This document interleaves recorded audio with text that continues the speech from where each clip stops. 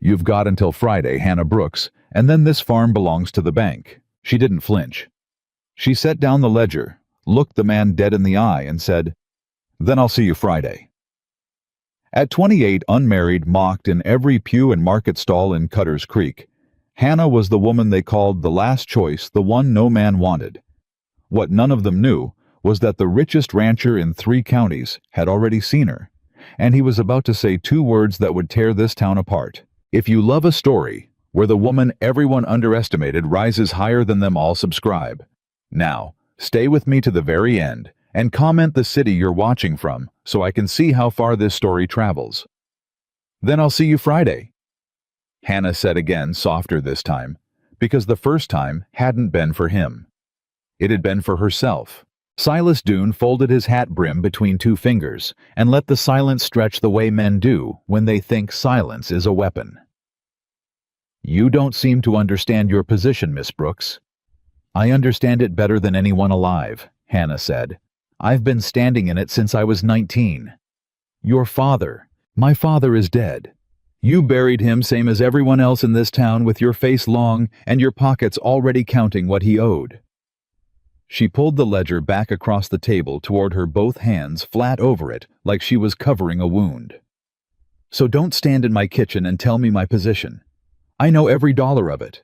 I could recite it in my sleep. I have recited it in my sleep." Doon's jaw worked. He was a small man, made large only by the paper he carried, and Hannah had learned young that men like that hated nothing so much as being seen at their true size. $412, he said, by Friday. "I know the number." "With the interest, 460. "I know the number, Silas." He set his hat on his head and touched the brim, a courtesy that cost him nothing and meant less. "It's not personal." Hannah laughed, then one hard note that surprised even her. "It's always personal. You just tell yourself it isn't so you can sleep. Get off my porch." The door closed behind him, and only then did Hannah's hands begin to shake. She pressed them flat against the ledger until they stopped. She'd learned that too, that the body would betray you if you let it. That fear was a horse, and you could either ride it or be thrown. She'd been thrown once at her father's grave, and she'd promised herself never again. $460. She had in the coffee tin above the stove $31 and some coins.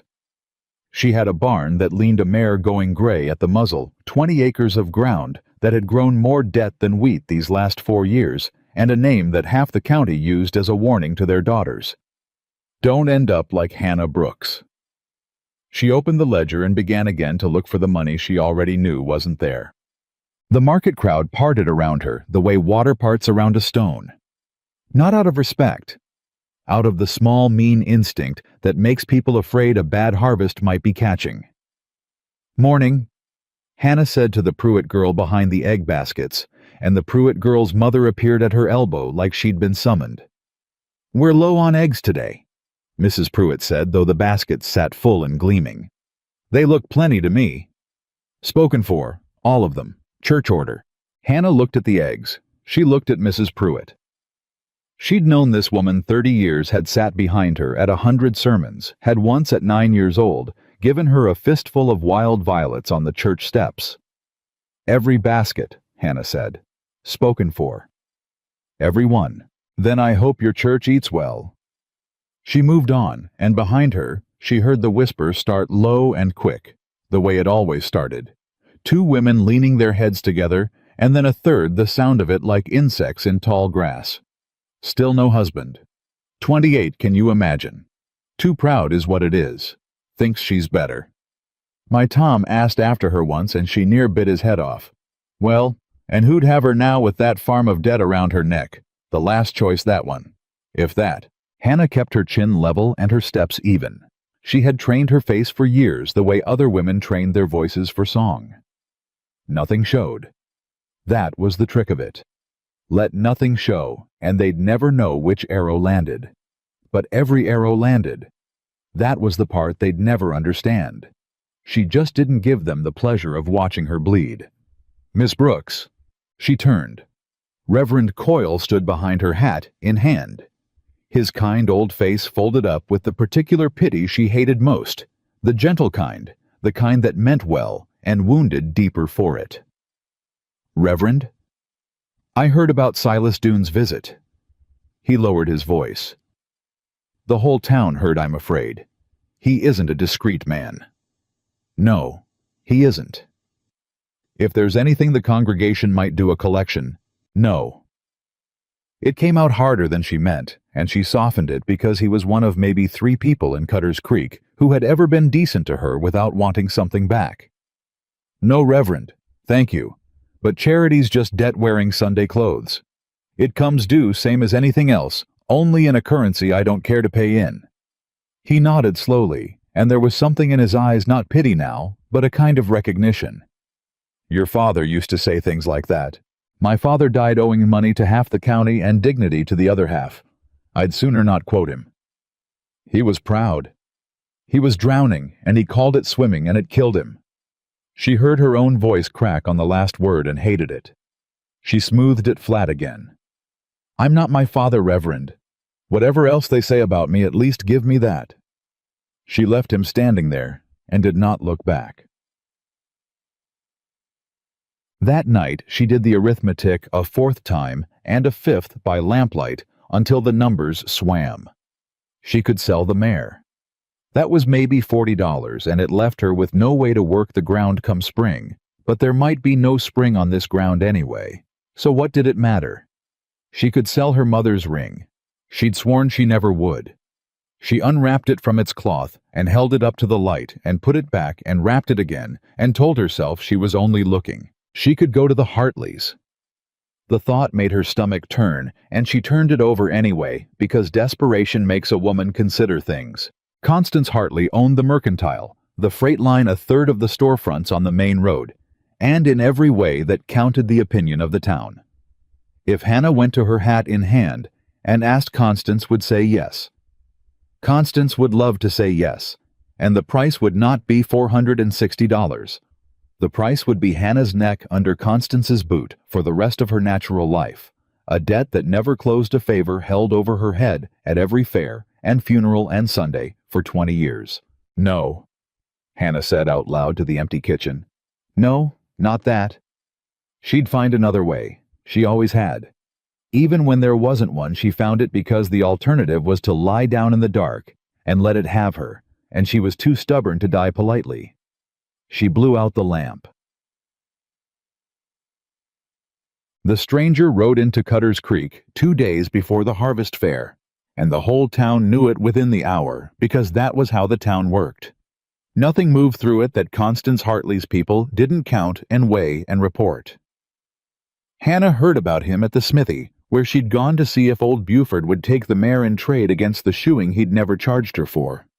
"Walker," Buford said, sighting down a horseshoe. "Nathaniel Walker. You know the name. Everyone knows the name." And everyone did. The Walker spread lay 2 counties east, 40,000 acres. If it was 1 cattle beyond, counting a house they said had glass in every window, and a piano nobody played. Nathaniel Walker was the kind of rich that stopped being a number and became a weather system. When he moved, prices moved. When he bought, other men found there was nothing left to buy. "What's he doing here?" Hannah asked. Buford shrugged. "Nobody knows. He's not talking. Took a room at the Meridian, paid a month up front, and now he just watches." He set the shoe down. "Watches the fair get built. Watches the market. Doesn't say 2 words to a soul unless they say them first, and then he says maybe 3 back, and that's the end of it. Rich men don't sit still for no reason." "No," Buford agreed. "They don't." Hannah didn't think about it much beyond that. Rich men and their reasons were a different weather than the one she lived in. She had $460 and 36 hours, and a man like Nathaniel Walker was as far from her troubles as the moon. She was wrong about that, though she wouldn't learn how wrong for another day.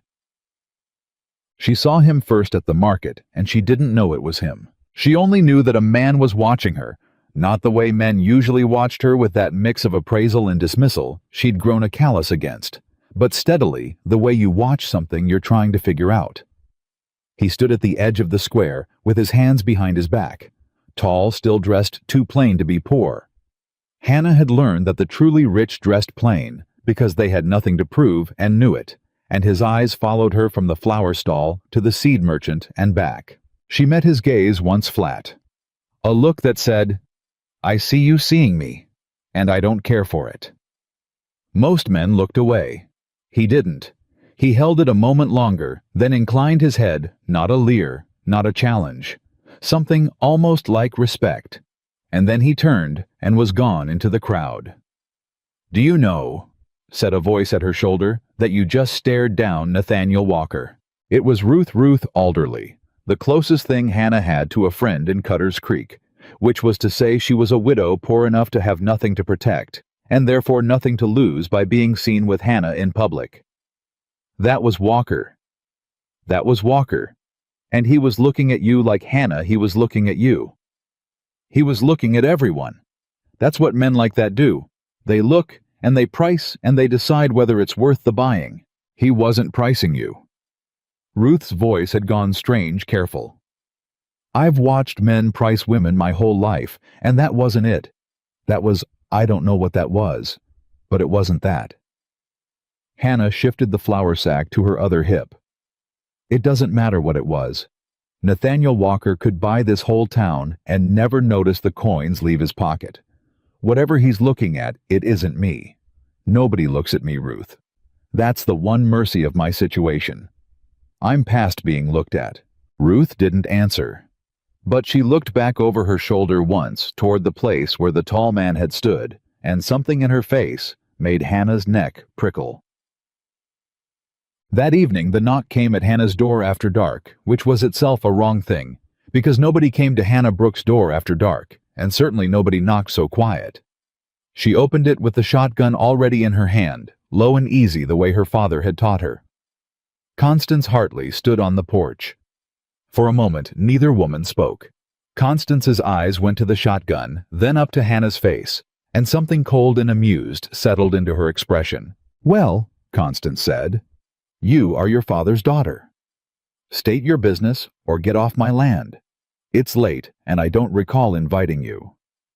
"May I come in?" "No." Constance smiled.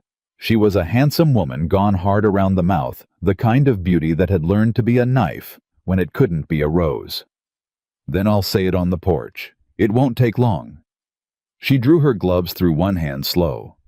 "I understand you're in some difficulty. Financial difficulty. Everyone in this town understands that. You could sell tickets. $460, I'm told, and no way to raise it. The bank forecloses Friday." Constance let that hang. "I could make that problem disappear tonight." There it was. Hannah had known it would come sooner or later in one costume or another. She kept the shotgun low. "And what," she said, "would you want for it?" "Nothing you'd miss." Constance's smile widened by a fraction. "You'd stay on the farm. You'd keep your name on the deed for appearances. And in return, you'd simply understand that certain things in this town run a certain way. When I need a vote at the Grange to go a certain direction, it goes. When I need a piece of ground signed over quiet, it gets signed. When I ask you to be somewhere or not be somewhere, you oblige. You'd be—" She searched for the word and found it with visible pleasure. "Useful. You want to own me. I want to save you Hannah. There's a difference, though I don't expect you to see it tonight." Constance tucked the gloves away. "You're a proud woman. It's an admirable quality in a man and a fatal one in a woman without means. You've watched this town decide you're worthless.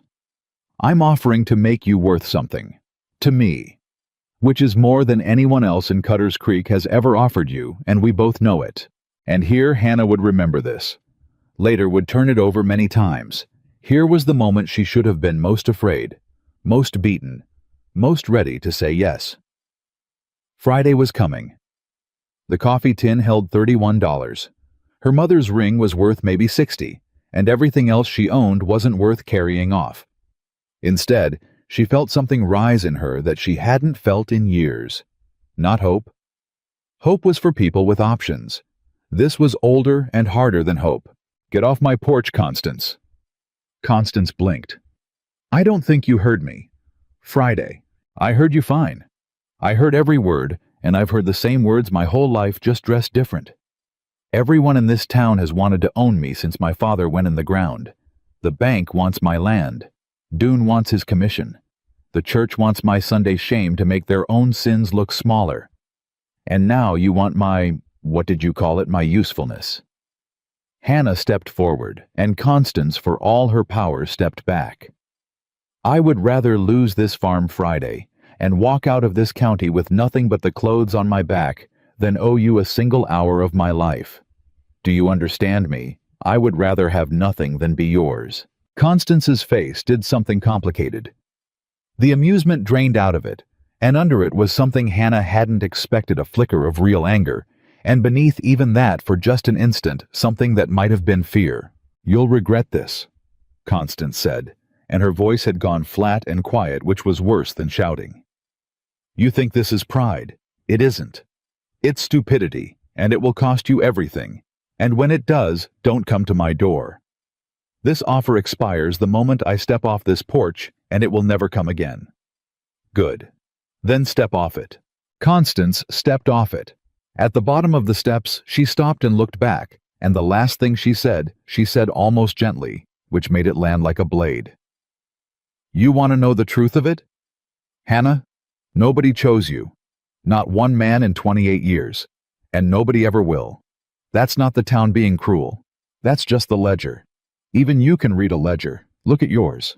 Then she was gone into the dark, and Hannah stood on the porch a long time with the shotgun heavy in her hands, and Constance's words heavy in her chest. And she did not cry, because she had trained her face and her heart both, but it cost her this time. It cost her more than she'd admit to a living soul. Nobody chose you, and nobody ever will.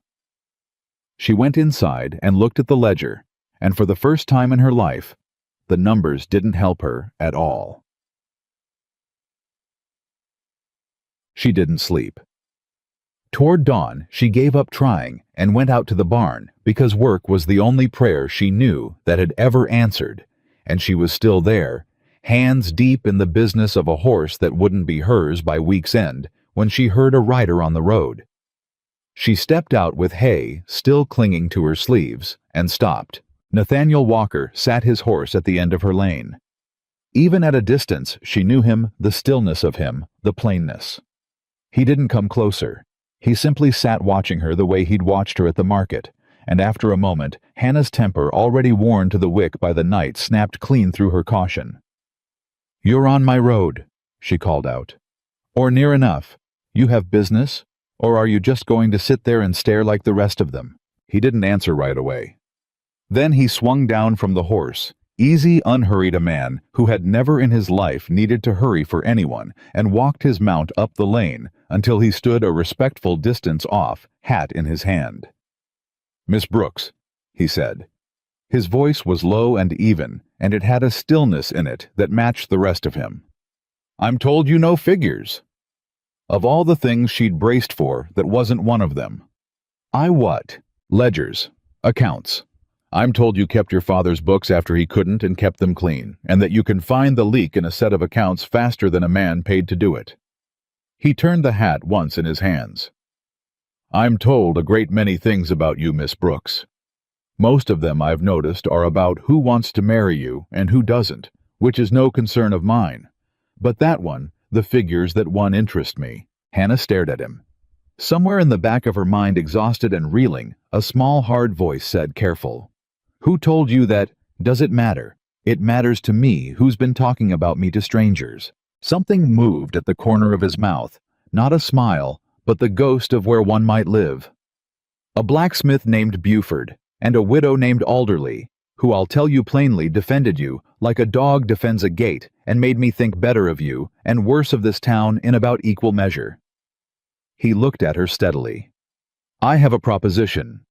It's not the kind Mrs. Hartley made you last night. I know she came, and I can guess what she offered, and I'll tell you now, it's got nothing to do with owning anyone. It's work. Paid work. Honest as I know how to make it. How do you know Constance came here last night? Because I make it my business to know things before I need them. It's the only reason a man like me stays a man like me." He said it without arrogance as a plain fact. "You're about to lose this farm Friday. I know the number. $460. He let that sit, and Hannah felt the ground tilt under her because there was that number again, the number that had been strangling her, and now it was in the mouth of a stranger. "I have a spread 2 counties east that's bleeding money somewhere I can't find. My own men can't find it. My own advisors can't find it or won't, which is worse. I've got the finest accountant in the territory, drawing a salary to look me in the eye and swear the books are clean, and I don't believe him, and I can't prove it." He turned the hat again. "I'll pay you to find it. Whatever's leaking wherever it's hid. Find it, and I'll pay you enough to clear Dune and the bank and have money left besides." For a long moment, Hannah couldn't speak. The offer was too clean, too exactly shaped to the hole in her life, and everything she'd learned in 28 years told her that when a thing fit that perfectly, it was a trap cut to your measure. "Why me?" she said finally. "You've got the finest accountant in the territory. You've got advisors. You've got the whole world to hire from. Why would you ride out to a failing farm and offer honest wages to a woman this town won't even sell eggs to?"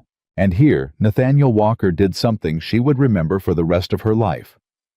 He looked at her, not down at her, not through her, but at her level, the way one whole person looks at another. And he said, "Because I watched a woman stare down Constance Hartley on her own porch with a shotgun and $31 to her name, and tell her she'd rather lose everything than be owned."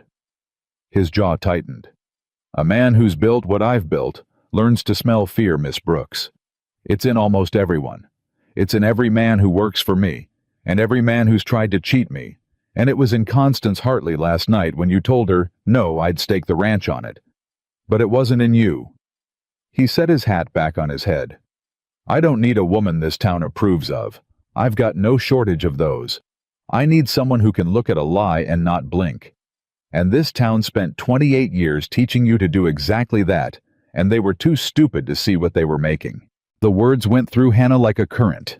She had been cut down so many ways by so many people that she had forgotten there was such a thing as being seen, not wanted, not priced, not pitied. Seen. She didn't trust it. Of course she didn't. But she felt it land, and the landing frightened her more than any threat had. "You don't know me," she said, and her voice wasn't as steady as she wanted it. "You've seen me twice." "I've seen enough. People have said that to me before. It's never once meant what you think it means. I don't doubt it." He gathered his reins. "I'm not asking you to trust me, Miss Brooks. Trust is a thing men use to get women to lower their guard, and yours has kept you alive, and I'd be a fool to ask you to set it down for a stranger. I'm asking you to look at a set of books and get paid for it. That's all.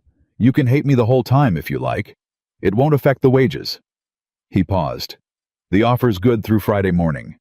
After that, the bank takes this place, and I'll have found someone else, and we'll neither of us ever know what might have come of it." He mounted and turned the horse and had gone a few paces down the lane before Hannah found her voice. "Walker." He stopped. "Why does a man like you notice a woman like me at all? And don't tell me it's the figures. You could hire figures anywhere. You said so yourself." She lifted her chin. "The truth. I've had a whole lifetime of the other thing, and I've got no use for more of it." He was quiet a long moment. When he spoke, he didn't turn all the way around, so she saw him half in profile, and later she thought that was the only reason he said it at all, because he didn't have to watch her face while he did.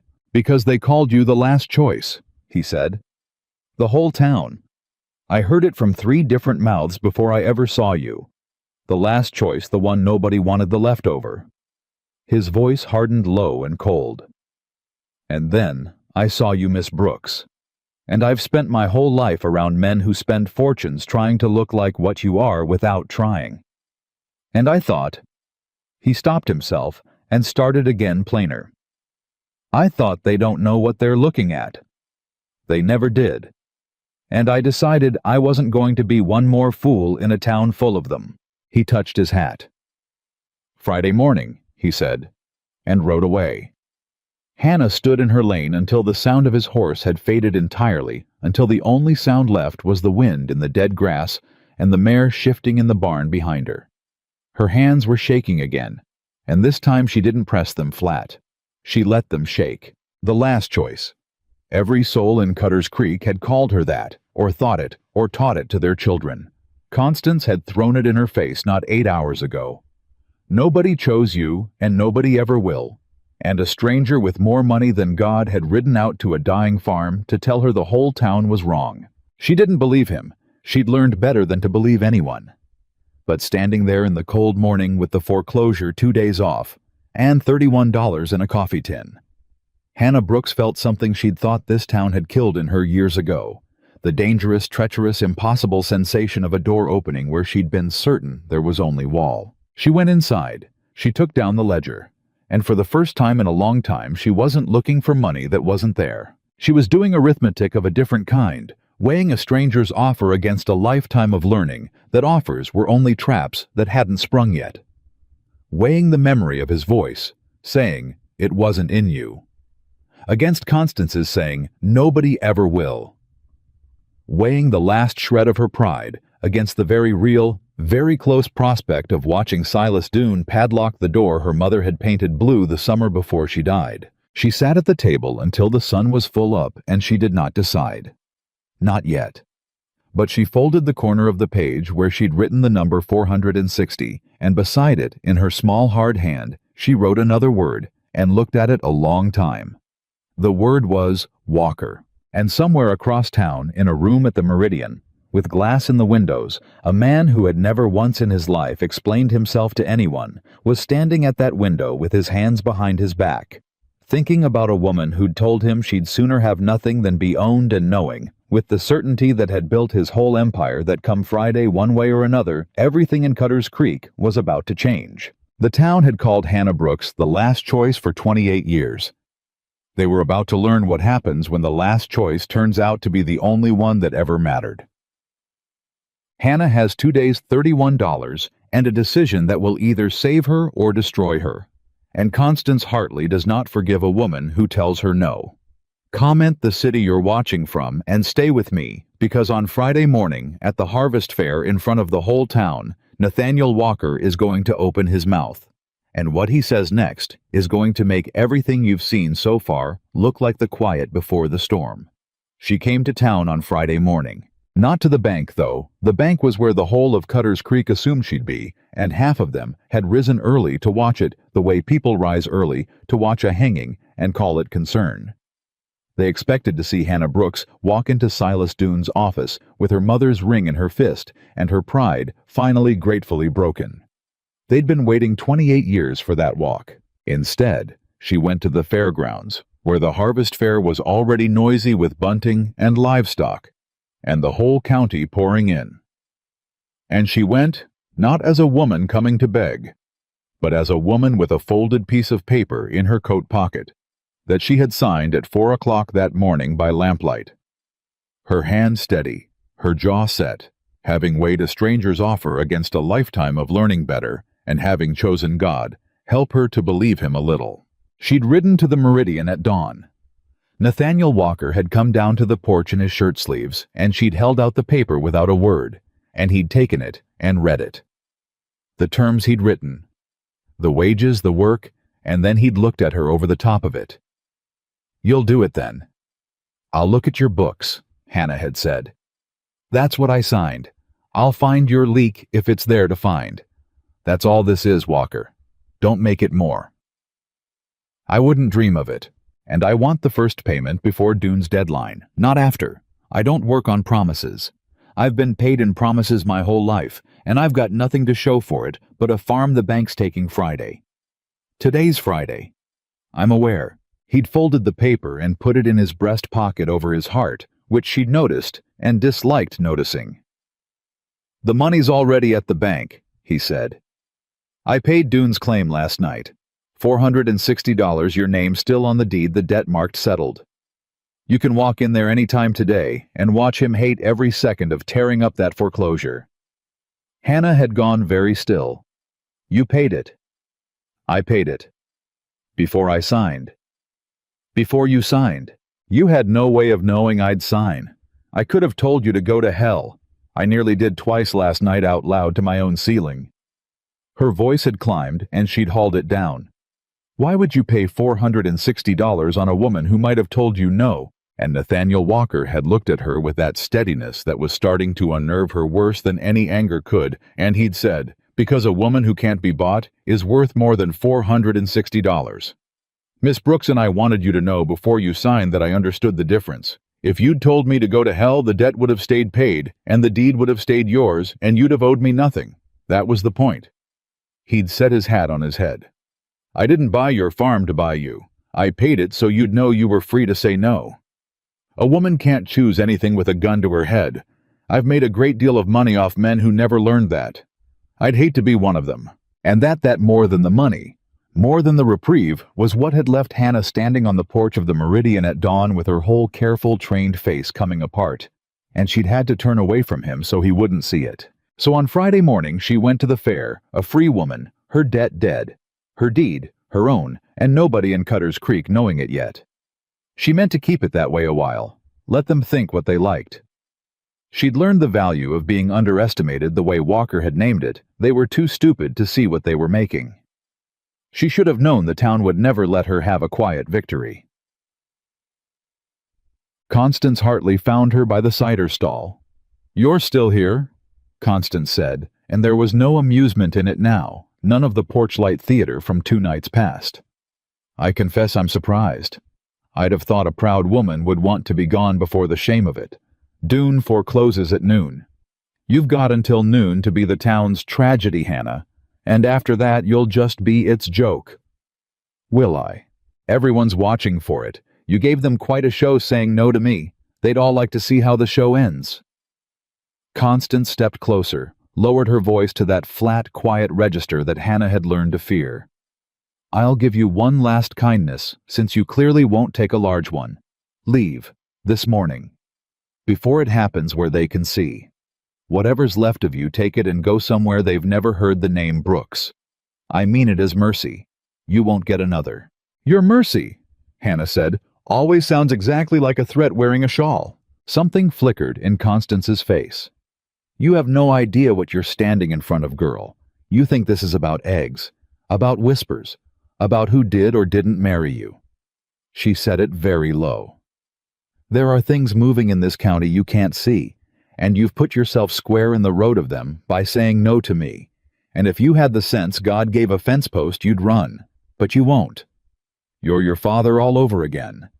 He thought pride was a plan too. Look where it put him. Get away from me, Constance." "Gladly. I only wanted to be able to say I warned you." And Constance turned and swept away through the crowd toward the far side of the fairgrounds, where Hannah noticed and filed away, because she filed everything away. A knot of men stood who did not look like farmers, dressed too fine, and standing too still. And one of them was watching Hannah over Constance's shoulder with an interest she didn't like at all. She'd think about that later. She thought about everything later. It was how she survived. The trouble started as trouble in Cutter's Creek always started with Constance's daughter. Prudence Hartley was 19 and lovely in the arranged, expensive way that money makes possible, and she had been raised her entire life to believe that the finest man to ever ride into the county would one day look up, see her, and understand that she was the natural conclusion to his search. Constance had built the girl the way a man builds a trap, carefully, patiently over years, and the harvest fair had been chosen. Everyone understood as the day the trap would close. Nathaniel Walker had lingered in Cutter's Creek for 2 weeks. A rich, unmarried man did not linger in a town this small for 2 weeks over nothing. Constance had done the arithmetic, and the arithmetic said he is choosing. And a man choosing would of course choose the best the county had to offer. So when the fair reached its full noon crowd, and the fiddlers struck up, and Nathaniel Walker at last stepped down into the square from wherever he'd been watching, every mother in Cutter's Creek pushed her daughter a half step forward, and Constance Hartley put her hand on Prudence's back and steered her into the very center of it all, into his path gowned and gleaming. And the whole town held its breath to watch the wealthiest man in 3 counties do the obvious thing. He walked toward Prudence. That much was true. Later, the people who'd been there would swear to it, that he'd come straight across the square, as if drawn on a string, and that Constance's face had opened into the first honest joy anyone had seen on it in years, and that Prudence had lifted her chin and half smiled, the practiced smile she'd been drilled in since she was 12. And then Nathaniel Walker walked past her. He walked past Prudence Hartley without slowing. He walked past the Cordwell girls in their new dresses and the Ames sisters and the banker's niece down from the city. He walked past every polished candidate the county had assembled for his inspection, and the smile died on Prudence's face by degrees as he went. And Constance's joy curdled into confusion, and then into something colder, and the fiddlers, sensing the shift the way musicians always do, faltered and went quiet. He stopped in front of Hannah Brooks. The silence that fell was so complete that Hannah could hear the bunting snapping in the wind. She stood at the cider stall with a cup halfway to her mouth, and Nathaniel Walker standing square in front of her, hat in his hand, and 400 faces turned toward the two of them like sunflowers turning to a terrible sun. "Miss Brooks," he said. "Walker." Her voice came out low. "You're making a scene." "I'm aware. There are a great many people watching." "I'm aware of that too." "Then whatever you've come to say it quiet, and say it somewhere else, because I have no interest in being the town's entertainment twice in 1 week." He didn't lower his voice. If anything, and she'd swear to this later turning it over, he raised it just enough just so that the front rank of the crowd would carry it back through the rest, the way he'd surely known it would. "I've spent 2 weeks in this town," Nathaniel Walker said, "listening to it tell me who I ought to want. Nobody moved. Every man with a daughter's found a reason to stand next to me at the rail. Every mother's paraded her girl past my table at the Meridian like I was a horse buyer.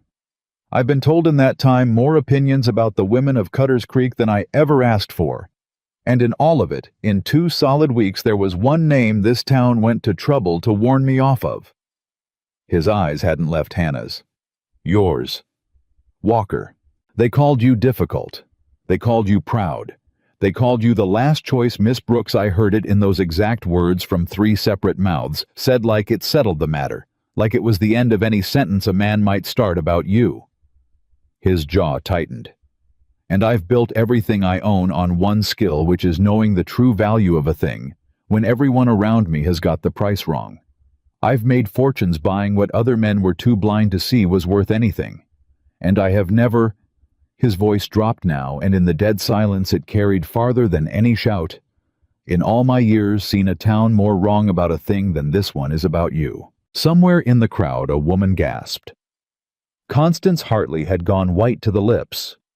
"Say your piece," Hannah said, and her heart was slamming now, because she could feel it coming, could feel the whole town leaning into the shape of what he was about to do. And part of her wanted to put her hand over his mouth, and part of her, God forgive her, wanted to hear it. "Say it plain, Walker, and be done." And Nathaniel Walker looked at her. Not the crowd, not Constance, not the girls in their ruined finery, only at her, and he said the 2 words that would run through Cutter's Creek for a generation. "She's mine." The square exploded. It came apart all at once, the way a held breath comes apart 400 people, all speaking at the same instant, so that no single voice could be made out, only the roar of it. Shock and outrage and glee and disbelief all braided together into one sound. Prudence Hartley burst into tears. The Cordwell girls turned to their mother. Men laughed that ugly, uncertain laugh men make when the ground has shifted, and they don't yet know which way to jump. And over all of it, cutting through it, Constance Hartley's voice gone shrill for the first time in living memory. "This is a joke. Nathaniel, Mr. Walker, this is beneath you. This is. She's a foreclosure. She's the town's charity case. She'll lose that farm at noon." "No," said Hannah. She hadn't planned to speak, but the word came out of her flat and hard and carrying, and the roar dropped enough to let it through. "No, Constance, I won't." "You what?" "The farm." Hannah set down her cider cup, slow, deliberate, and every eye in the square followed her hands. "The bank's not taking it at noon. Or ever. My debt was settled last night. $460 marked paid, my name still on the deed. You can walk into Dune's office and read it yourself. I'd enjoy watching you." Constance's mouth worked. "That's a lie. Where would you get 400? I earned it. The lie came smooth and easy, and Hannah let it, because it was almost true, and because the truth was nobody's business but hers. Turns out there's a man in this county who'd rather pay honest wages to a woman who can read a ledger than parade his money past a lot of girls in new dresses. Turns out being difficult and proud and unwanted is worth more to some folks than being appropriate is to you. She turned her gaze slow across the crowd, across every face that had ever refused her eggs, and whispered at her back, and taught her name to their children as a warning. You spent 28 years telling me I was the last choice. You were so busy deciding I was worthless, you never once stopped to check the arithmetic. And now here I am, debt-free on the arm of the richest man in 3 counties. She hadn't taken his arm, but she said it anyway, because the crowd needed a picture, and she gave them one, and every one of you is standing there doing the sum in your head and coming up short. It was, Ruth Alderley would say for years afterward, the finest thing she ever saw a human being do. Hannah Brooks stood alone in the center of a town that had spent her whole life grinding her down with 400 people gaping at her, and she did not flinch, and she did not run, and she did not weep, and she did not thank the man who'd rescued her. She took the scene they'd built to break her, and she turned it in front of all of them into a coronation. You said I'd be your joke by noon, Hannah said to Constance, quiet, now almost gentle, which was so much worse. It's noon, Constance. Look around. Whose joke is it? The thing about a town Hannah knew is that it never forgives you for being right about it. It might forgive cruelty, cowardice, even crime, those it understood, those it committed daily. But to be proven wrong in front of itself publicly by the very person it had decided to despise, that it would never, ever forgive. She understood this even in the moment of her triumph. She understood it the way she understood everything, one cold, clear thought running underneath the heat of the crowd. This is not the end of it. This is the start of something. They will not sit with this. They cannot. And she was right. The first to move was Constance. She did not shout. Again she'd learned in the space of 1 minute that shouting had cost her, that the town had watched her lose her composure and would remember it. And Constance Hartley did not make the same mistake twice. She gathered her weeping daughter, and she straightened her spine, and she looked at Hannah with an expression Hannah had never seen on her before. Not contempt, not anger, but a kind of terrible focused attention, the look of a general who has just watched a skirmish go wrong and is already coldly planning the war. Enjoy your morning, Hannah, Constance said. Her voice was level again, controlled, and that was frightening in a way the shrieking hadn't been. You've earned it, truly. I don't think anyone's ever turned a thing so neatly to their own account. My compliments. She adjusted her gloves. But I'd remind you of something since you're feeling clever. A man's word is a thing said in a square on a fair day in front of a crowd when the fiddles are playing. It's easy to say a woman is yours when it costs you nothing but the saying. We'll see what it's worth in a month. We'll see what it's worth when it costs him something. Men like Nathaniel Walker say a great many things in the heat of a moment that they find in the cool of an afternoon they didn't quite mean. And she looked at Nathaniel then directly for the first time. Won't you, Mr. Walker? It was a challenge, and everyone heard it as one. Constance Hartley, humiliated, had found in the space of 90 seconds the one crack she could work at, not Hannah's pride, which was armor, but Nathaniel's word, which was only a word. If she could not break Hannah, she would let time and doubt, and the man's own second thoughts, break the thing between them. She was betting out loud in front of the town that "she's mine" was a fair day fancy that would not survive the week. Hannah felt the bet land, felt the crowd turn to Nathaniel to see it answered, felt underneath her own triumph the cold truth of it, because Constance wasn't entirely wrong, was she? What was the thing between them? A signed paper, honest wages, a debt he'd paid to prove she was free. He'd said "she's mine" to a town that had wronged her, and Hannah had let it stand because it served her in the moment. But neither of them had said out loud to each other what it meant. Maybe it meant nothing.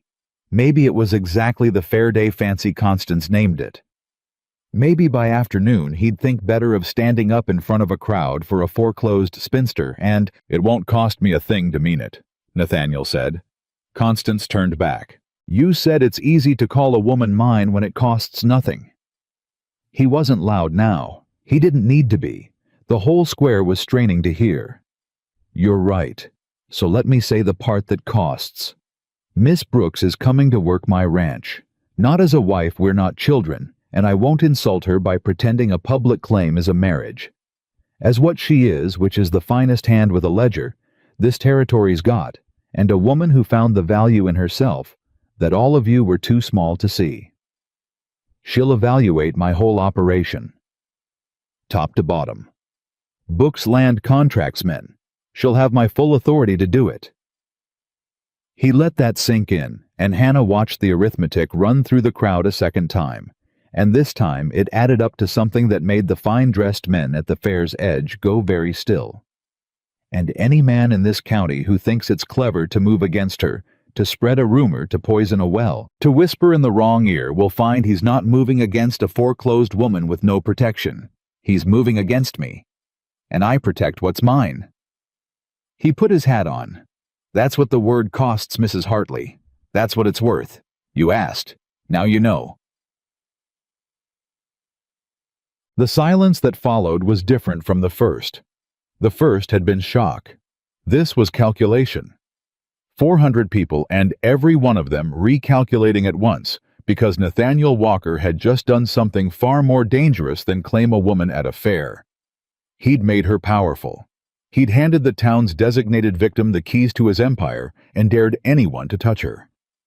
And in a county where Constance Hartley had spent 20 years being the only power that mattered, that landed like a declaration of war, which Hannah understood watching Constance's face was exactly what it was, and exactly how Constance heard it. They didn't speak until they were clear of the fairgrounds, walking the road back toward town, with the noise of the crowd falling away behind them. Hannah waited until she was sure no one could hear, and then she stopped in the middle of the road and rounded on him. "What," she said, "did you just do?" "I said what needed saying. You said she's mine to 400 people. You told the most dangerous woman in this county that I've got your full authority over your entire operation. You made me a target the size of a barn door walker. And you did it in front of everyone, and you didn't ask me. Not once. You didn't so much as glance at me." Her voice was shaking, and it wasn't only anger. "You did the exact thing you swore to me you wouldn't. You said it was work. Honest wages, you said. Nothing to do with owning anyone. And then you stood up in that square and put your brand on me in front of the whole town like I was a heifer at auction. He took it. He didn't flinch, and he didn't defend himself, and he didn't do the thing men always did, which was explain to her why her anger was unreasonable. He just took it and waited, and when she'd run out of words, he said quietly, 'You're right. I should have asked you. I'll own that. It was the one true failing in it, and I won't pretend otherwise.' He met her eyes. 'But I'll tell you why I didn't, and then you can decide if you want to hate me for it. Constance Hartley came to your porch 2 nights ago to buy you, and you told her no. And this morning she came to the fairgrounds to destroy you, because a woman like that can't abide a no. It's the one thing she can't survive, being told no by someone she's decided is beneath her. She meant to break you at noon in front of the whole town. I watched her set it up. The crowd, the timing, all of it. She was going to make your ruin a public thing so that no one would ever dare say no to her again." Hannah said nothing, because she'd seen it too. She'd seen every piece of it. "I couldn't stop her from playing her card," Nathaniel went on. "But I could play a bigger one, and the only card bigger than public ruin is public power.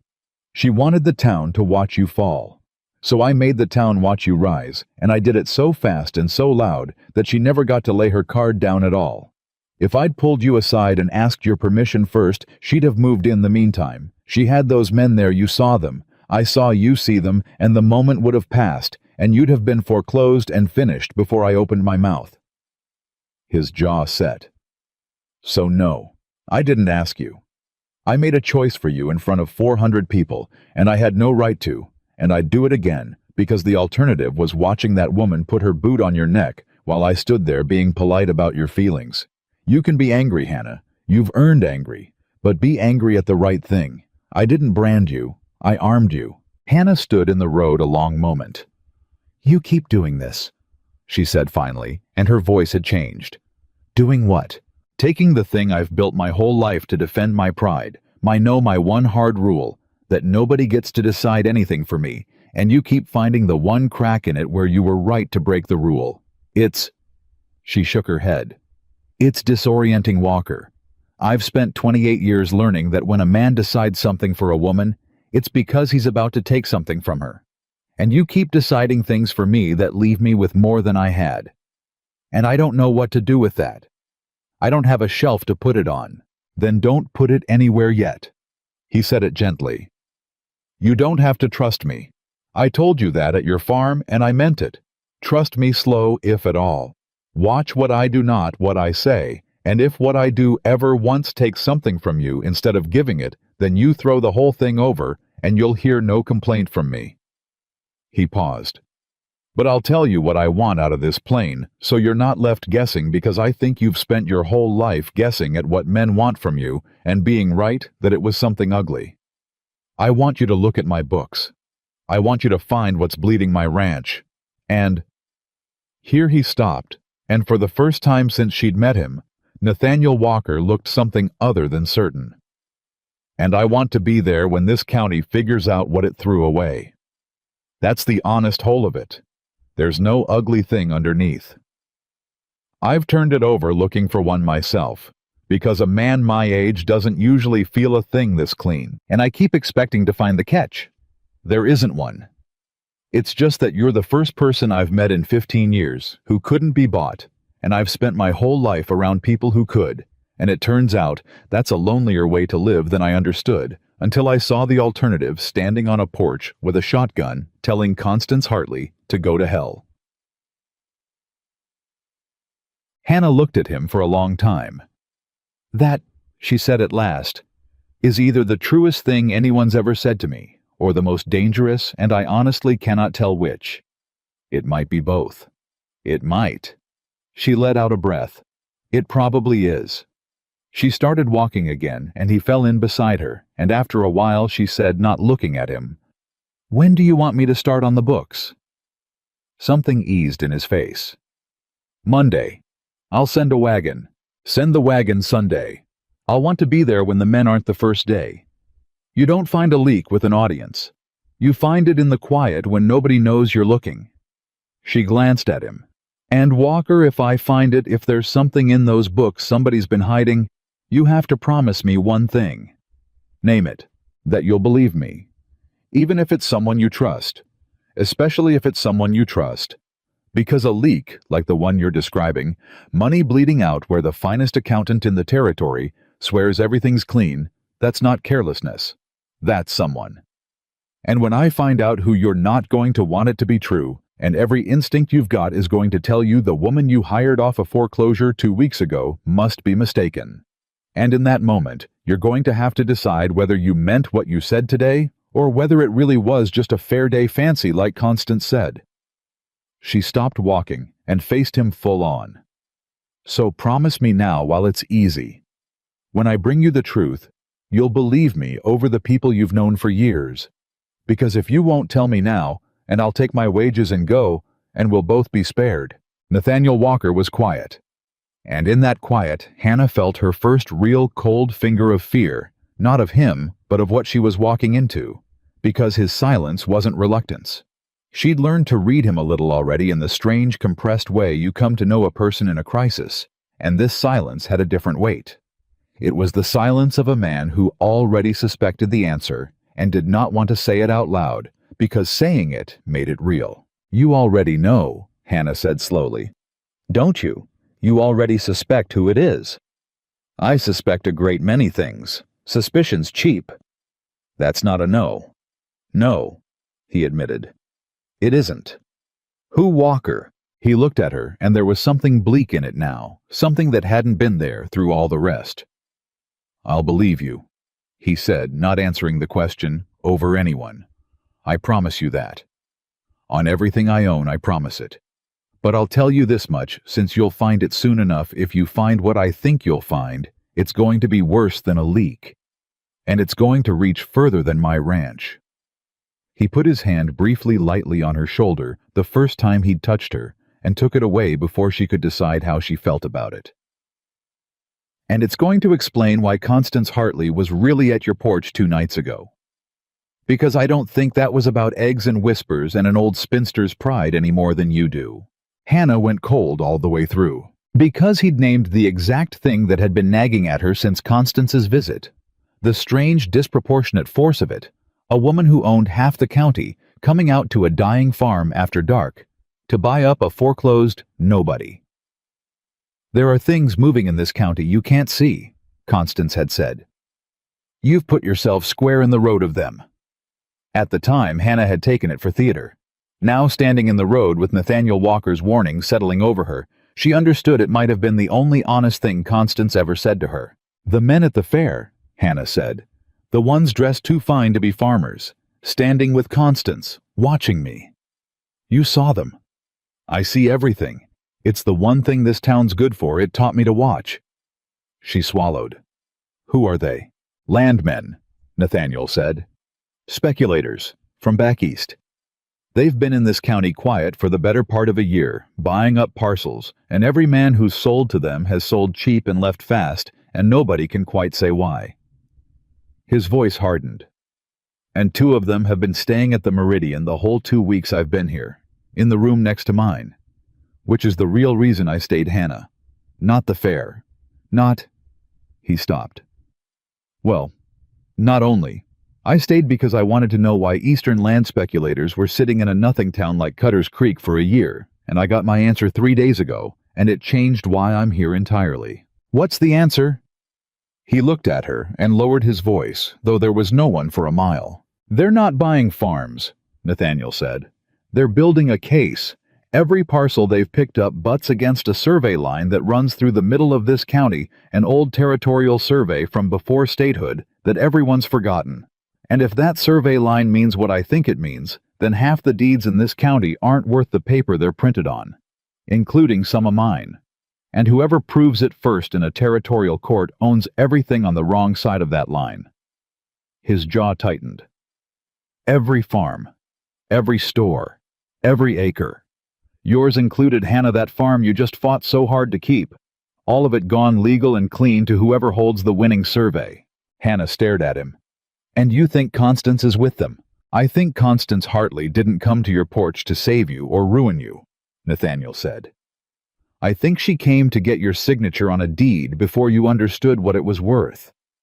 I think that's why she was so angry when you said, 'No, not pride, not a spinster telling her off.' You unknowingly held onto a piece she needed, and you told her she couldn't have it, and you have no idea how close you came to being in the way of something that has already made other people in this county disappear." He met her eyes. "So when I said she's mine today, yes, it was to lift you up in front of the people who wronged you. I won't pretend it wasn't, but it was also the only way I knew to put my whole name between you and them, where the entire county could see it. Because you're not a foreclosed spinster anymore, Hannah. As of 2 nights ago, when you told Constance Hartley no, you became a problem that people with a great deal of money need to make go away. And I decided I wasn't going to let them."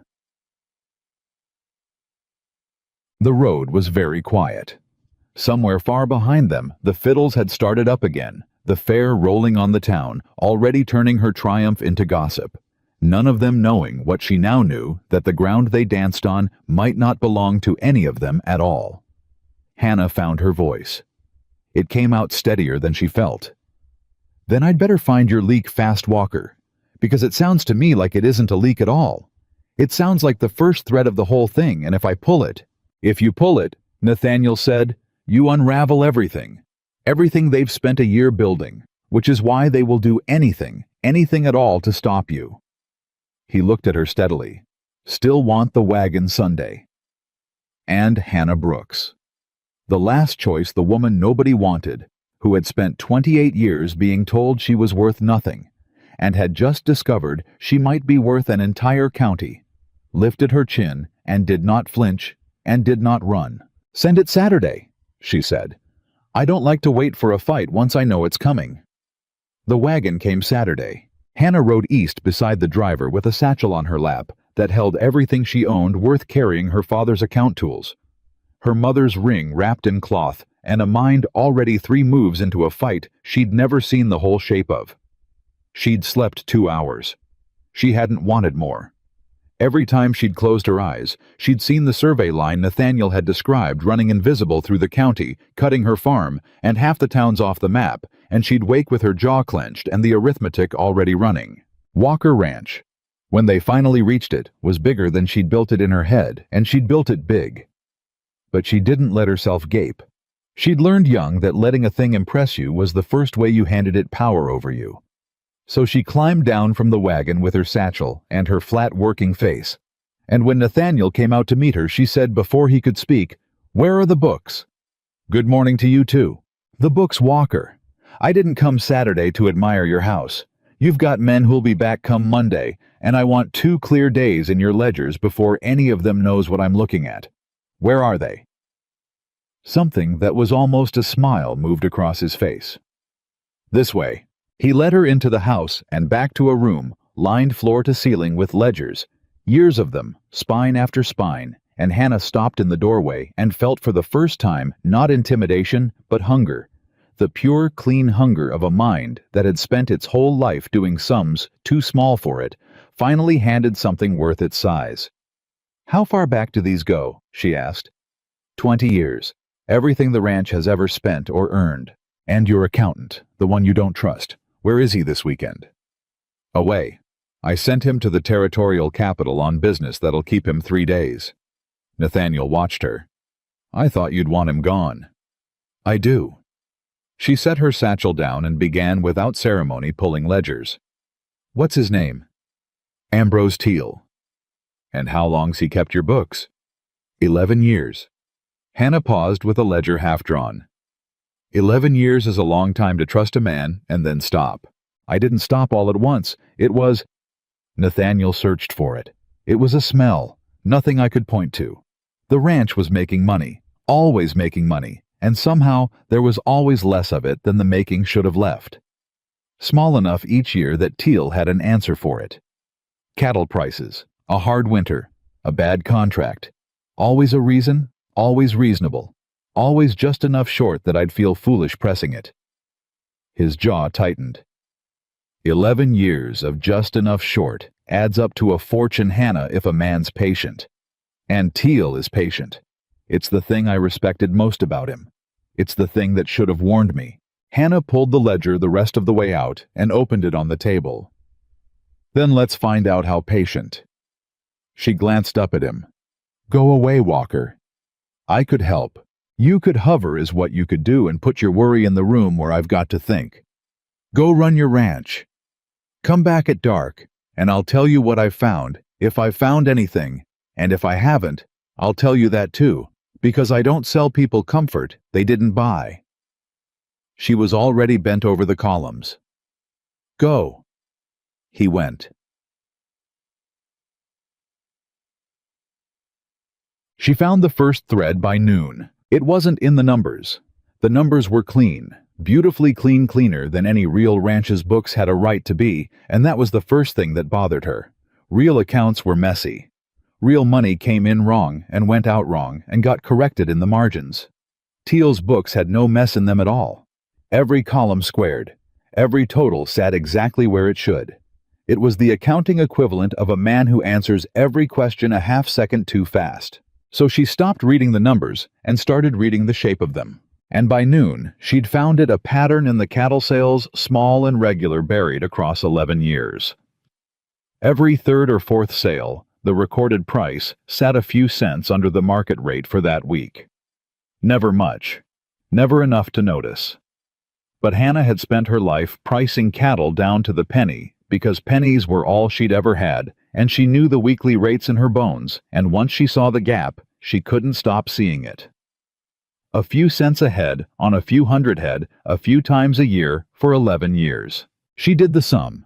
Then she did it again because the first answer was too large to believe. $19,000. Hannah sat back. $19,000 skimmed so fine across so many years that no single entry would ever raise an eyebrow.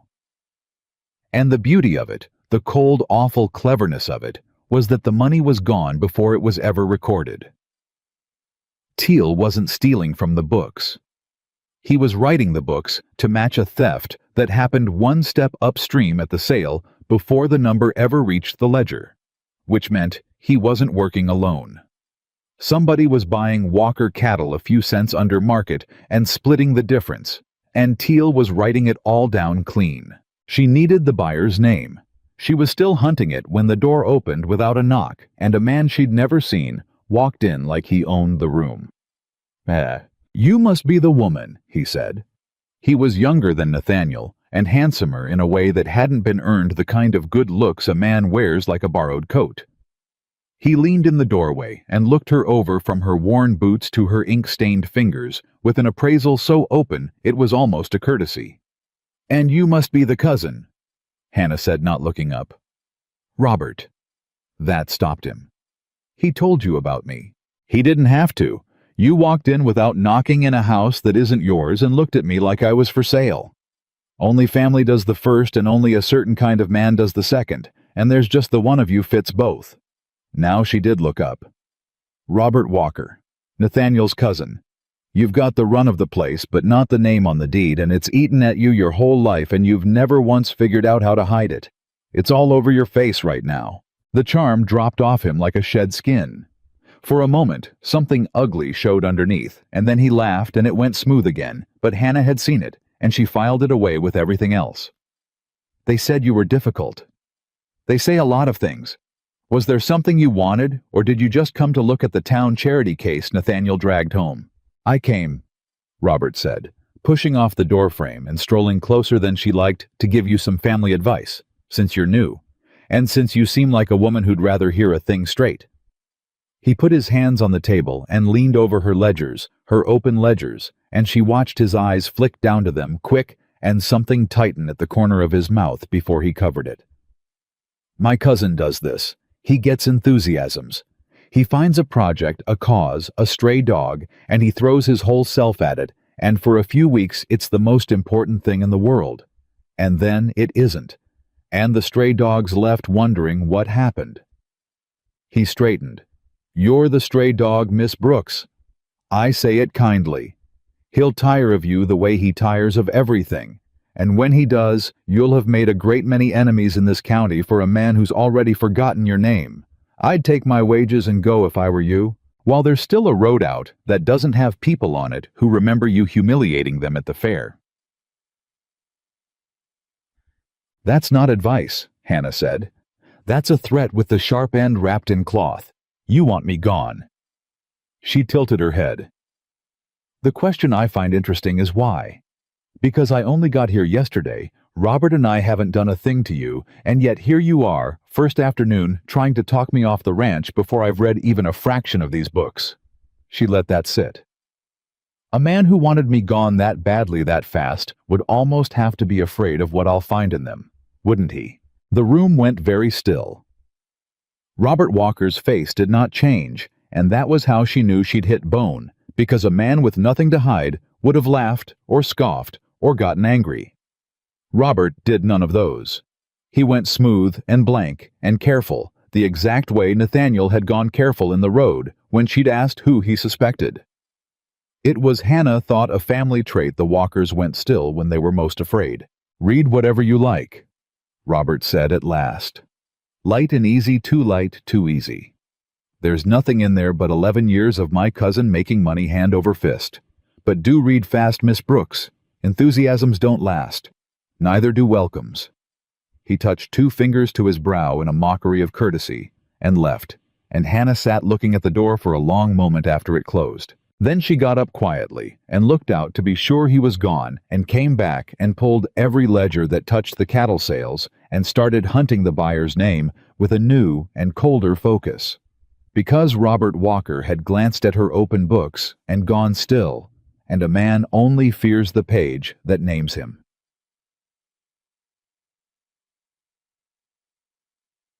Nathaniel came at dark as she'd told him to, and found her exactly where he'd left her, surrounded by twice as many ledgers, an oil lamp burning low, her face gray with fatigue and lit with something else, something fierce. "You found something," he said. He didn't ask. He'd read it on her the second he opened the door. "Sit down. Hannah, sit down, Walker, because I'm about to tell you 3 things, and each one's worse than the last, and you're going to want to be sitting for the third." He sat. 1. She turned the first ledger toward him and laid her finger on the pattern she'd found. "Your man Teal has been skimming your cattle sales for 11 years. Not from the books are clean. That's the tell they're too clean. He's taking it at the sale a few cents ahead before the number's ever written down, and then writing everything neat to match. It comes to $19,000. That's what your smell was.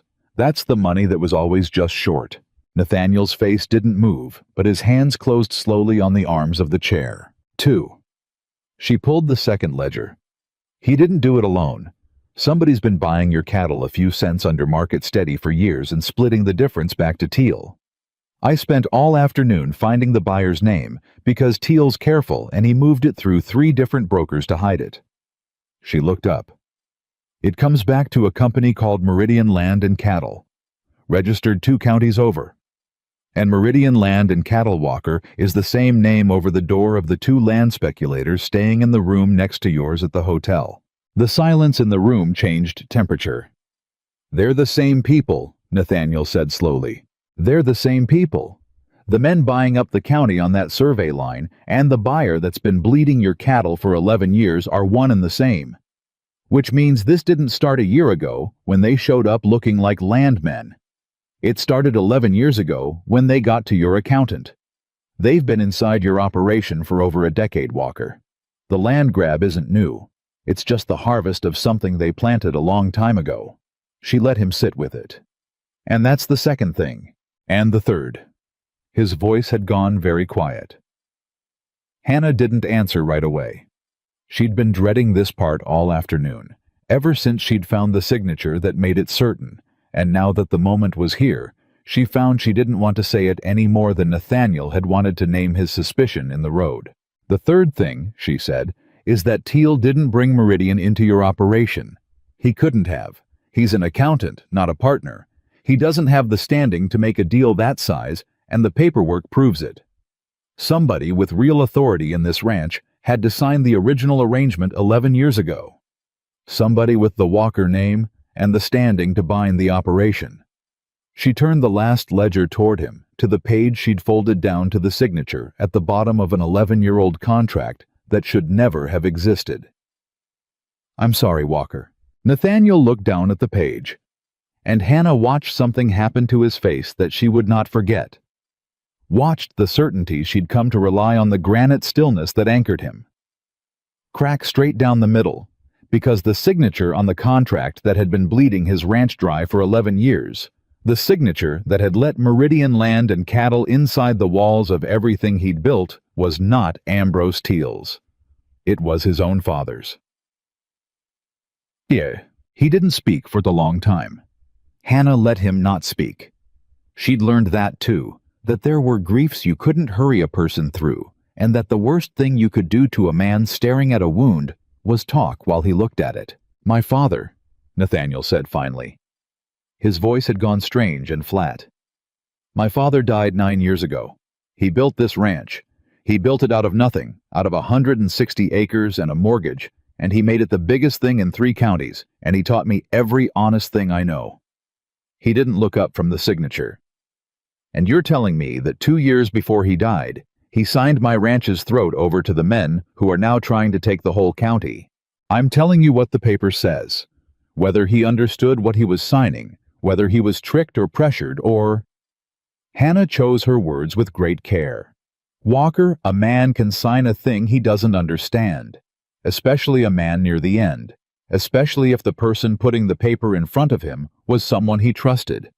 This doesn't have to mean your father was a party to it. It might mean he was the first person they cheated. Or it might mean he was in it from the start. It might," Hannah said, because she wouldn't lie to him even to spare him. "I don't know yet. The paper alone can't tell us which. But I'll tell you what the paper can tell us, and it's the thing that matters most right now. She leaned forward. This contract has a clause, buried deep, written to look like nothing. It says the arrangement with Meridian renews automatically every 10 years unless it's formally challenged in a territorial court before the renewal date. It's the kind of clause a man signs without reading, because who reads the fine print 11 years out? Her voice sharpened. The original signing was 11 years ago, Walker. The first 10-year renewal already passed quiet automatic 2 years back, right around when your smell started getting worse. Which means the arrangement's live and legal and running right now. So we challenge it, in court. You just said, we can't.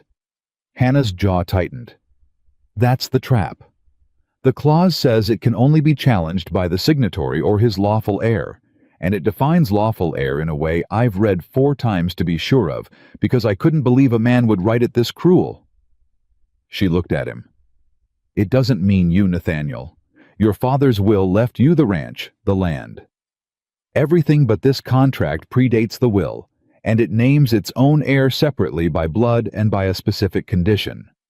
It says the right to challenge passes to the signatory's heir of the Walker name who holds a controlling interest in the operation. Not the largest interest, the controlling one, a legal majority. Nathaniel went still. I hold the whole thing. My father left it all to me. There's no one else. There's Robert.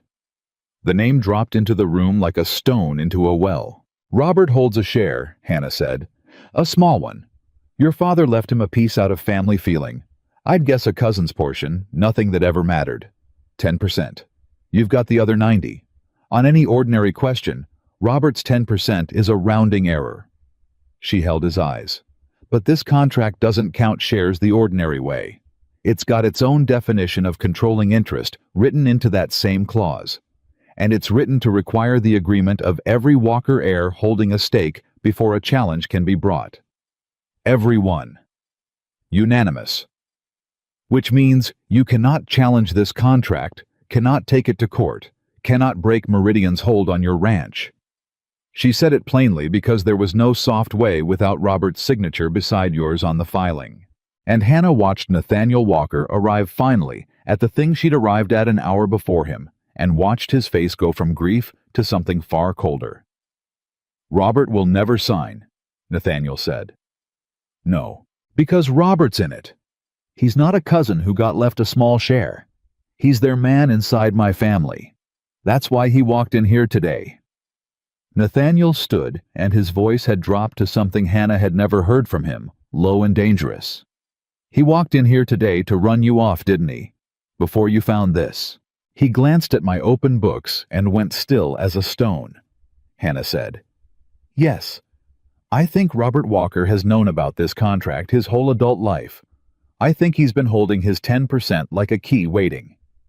And I think the reason Meridian's finally moving on the whole county now out in the open is that they don't need to hide anymore because they've got a lock on your ranch that you legally cannot break without the vote of a man who works for them. She sat back, exhausted, grim. That's the third thing, Walker. Your father may or may not have started this, but your cousin is finishing it. And the law your own family wrote into that contract 11 years ago is holding the door shut from the inside. Nathaniel Walker went to the window and stood with his back to her, hands behind him. And for a long while the only sound was the lamp and the house settling. When you asked me to promise, he said at last, not turning around back on the road, you said when you brought me the truth it'd be someone I trusted, and every instinct I had would tell me you were mistaken, and I'd have to choose whether I meant what I said or whether it was a fair day fancy. His voice was quiet. You knew it'd be family. I suspected it'd be close to you. I didn't know how close. She hesitated. I didn't know it'd be your father. I'm sorry for that part, truly. There was no kind way to hand it to you. Don't. He turned around. His face was terrible grief and rage and something else, something that frightened her because it was aimed nowhere yet and looking for a target. Don't be sorry. You did exactly what I hired you to do. You did in one afternoon what Teal spent 11 years making sure no one ever did. If you'd softened it, if you'd held back the part about my father to spare me, You'd have been no better than every advisor I've got who spent years telling me the books were clean, because the truth was too hard to say out loud. He crossed the room and stopped in front of her. I promised I'd believe you over anyone, over family. I'm telling you now I meant it. So tell me straight, and don't spare me. Is there a way out of this? Any way at all? Or has my own cousin got me by the throat with a paper my father signed? Hannah looked up at him. And here she'd think about this later. Here was the moment she could have lied, could have offered him the comfort of a plan she didn't have, and she didn't, because she'd told him at the start she didn't sell comfort people hadn't bought. I don't know yet, she said. That's the honest answer. The contract's airtight on its face. Robert won't sign, so the ordinary door's closed. She held up a finger. But there's one thing, one crack. It's thin, and I might be wrong, and I won't have you hoping on it till I'm sure. Tell me the thin thing. A contract like this only holds if the original signing was clean. If your father signed it freely knowing what it was. Then it's iron, and we're finished. She met his eyes. But if I can prove the signing was fraudulent, if Meridian tricked him or forged part of it, or slipped that air clause in after he'd signed a different page, which is a thing I've seen done, then the whole contract falls, and Robert's 10% becomes worth exactly what it should have been all along, which is nothing. A fraudulent contract can't be renewed by its own crooked clause. It just dies. She sat back. So that's what I'll be hunting now, Walker. Not the money I've found. I'll be hunting proof that 11 years ago someone put a paper in front of a dying man and lied to him about what it was. And if I find it, and if you find it, Meridian doesn't just lose their grip on my ranch, they lose the linchpin of the whole county grab. Hannah nodded slowly. Because if their original contract with the biggest ranch in 3 counties was fraudulent, then every deal built on top of it, every parcel they bought, expecting to control the Walker operation, every move they've made on that survey line, assuming they had you locked, all of it standing on a rotten foundation. Pull this one paper out from under them, and I think the whole thing comes down. She rubbed her eyes. But Walker, hear me.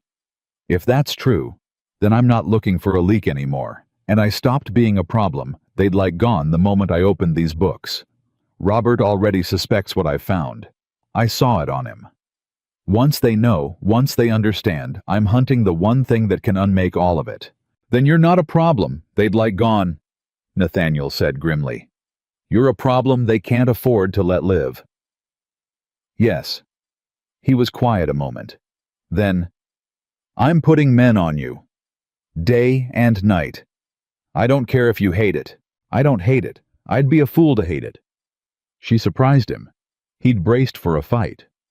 I told you, Walker, my pride's about not being owned, not about being stupid. There's a difference, and I've had a whole life to learn it. Put your men on me. I'll take the guard and be glad of it. But, she raised a finger again, your men. Only your men. Handpicked by you tonight. Not one soul Robert's ever spoken to. Not one man who's ever taken a wage from Meridian and might still be. Because the most dangerous thing in this whole mess isn't Robert or Teal or the Eastern men. She held his eyes. It's that you don't know how far inside they are. 11 years, Walker. They've had 11 years to buy people in your own house. I trust you. I've decided to against my own better judgment, and I'll likely spend the rest of my life wondering if I was a fool. But I don't trust anyone whose loyalty you can't personally tonight put your hand on a Bible and swear to. Nathaniel looked at her for a long moment, and something in his expression shifted past the grief, past the rage, to something steadier and more dangerous than both. You know what the strangest part of all this is, he said quietly. 2 weeks ago, I rode into a town that told me you were the last thing anyone would ever choose. The leftover. The mistake. And tonight, I'm standing in my father's house, looking at the wreckage of everything I thought I knew about my own family, and the only person in the world I trust to help me out of it is a woman that town threw away. His jaw tightened. They didn't just underestimate you, Hannah. They handed you to me. If Constance Hartley had had the sense to be kind to you, if any one of them had married you, or hired you, or shown you a scrap of decency, You'd have owed them something, and you'd never have come here, and I'd have lost the whole county without ever knowing why." He almost smiled, and it was a bleak thing. "Their cruelty is the only reason I'm not already finished. They spent 28 years making the one weapon that can save this county, and then they threw it away because it wouldn't smile at them in church." Hannah didn't answer that. She couldn't quite. Something had gone tight in her throat. "Go pick your men," she said instead, roughly turning back to the ledgers. "I've got a fraud to prove, and about 3 days before Teal gets back and finds his 11 years of clean books read by someone who could count. Go on. And Walker." He stopped at the door. "When Teal comes back," Hannah said, not looking up, "he can't know I've found it. None of them can. Robert suspects, but suspecting's not knowing, and as long as they think I'm still hunting a small leak, they'll move slow and careful. The day they learn I'm after the contract itself is the day this stops being quiet." She turned a page. "So we smile. We let Teal think I'm a rich man's pet reading books to feel useful. We let Robert think his little speech scared me. And we hunt the proof underneath all of it fast and silent. And we don't tip our hand until we can put the whole thing in front of a territorial judge in one blow they can't answer." She finally looked up at him. "Can you do that? Can you sit across a supper table from your own cousin, knowing what he is, and smile and give nothing away? Because if you can't, if it shows on you even once, they'll know we know, and they'll stop being patient. And patient is the only thing keeping us alive right now." Nathaniel Walker stood in the doorway, and Hannah watched him take the grief and the rage and the wreck of his father's memory and fold it all down behind the granite stillness she'd first mistaken for coldness, and now understood was the most disciplined thing she'd ever seen in a human being. "I buried my father believing he was the finest man I ever knew," he said very evenly. "I can smile at Robert across a table. I can smile at him for as long as it takes."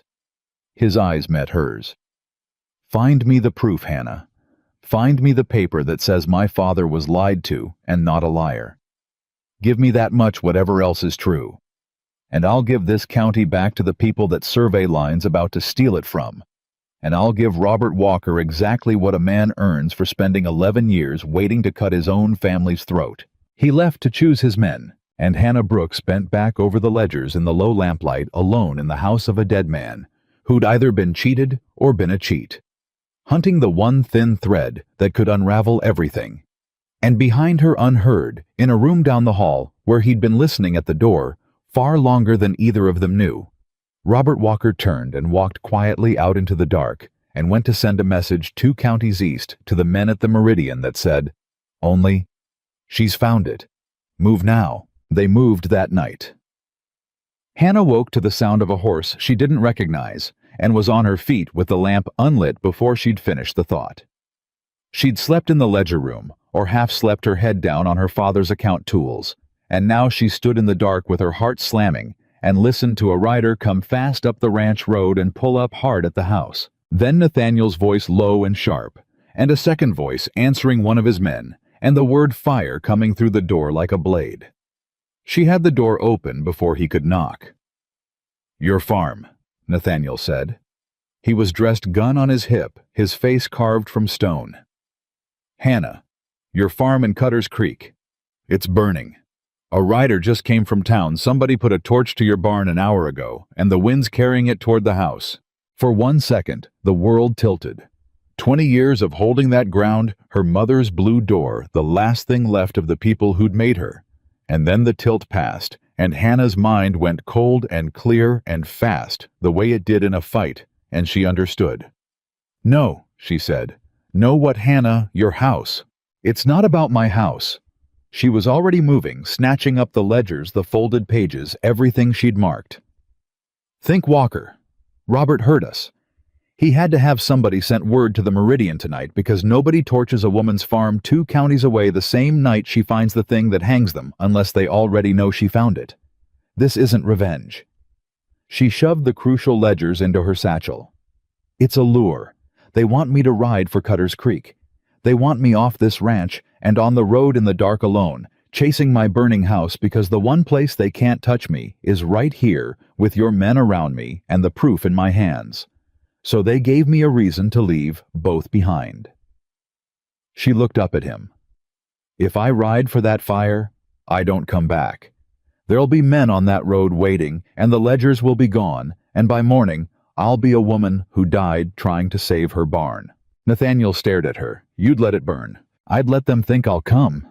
Her jaw was set. "The farm's insured against nothing and worth almost nothing, and it is the least valuable thing I own compared to what's in this bag. They've made a mistake, Walker. They think the farm is my weak spot because it's the thing I fought hardest to keep. They don't understand that I already lost that farm once in my head the night Constance came to buy me. I made my peace with losing it then, and everything since has been borrowed time. You can't threaten a woman with a thing she's already grieved." She slung the satchel across her body. "Send 2 men to town to save what they can. Not to fight, just to wet the house down and keep the fire off the road so nobody innocent burns. The rest stay here, because the fire's the faint. The real move is coming here tonight for these books, and they're counting on us being halfway to Cutter's Creek when it lands." And even as she said it, one of Nathaniel's men came running from the yard with his rifle up and his voice tight. "Riders, west fence, 6, maybe 8, coming quiet with no lamps." Hannah met Nathaniel's eyes. "There it is," she said. "I beg." What followed Hannah would remember only in pieces, the way violence always came back to her afterward, not as a story but as fragments sharp and out of order. She remembered Nathaniel not panicking. That was the thing that steadied her. He'd chosen his men well, and he moved them like a man who'd done this before he was rich, back when the ranch was young and the range was lawless, and there was a hardness in him now that she'd only seen the edge of. He put 4 men at the house with the books. He took the rest to the west fence to meet the riders in the dark, and before he went, he stopped in front of her and said low, "If it goes wrong, if they get past us, you take the satchel and you go out the root cellar, and you do not stop and you do not come back for me. The proof is worth more than either of us. Promise me." "Walker." "Promise me, Hannah. I didn't put my whole name between you and them at that fair to have you die being sentimental in my kitchen. The books get to a judge.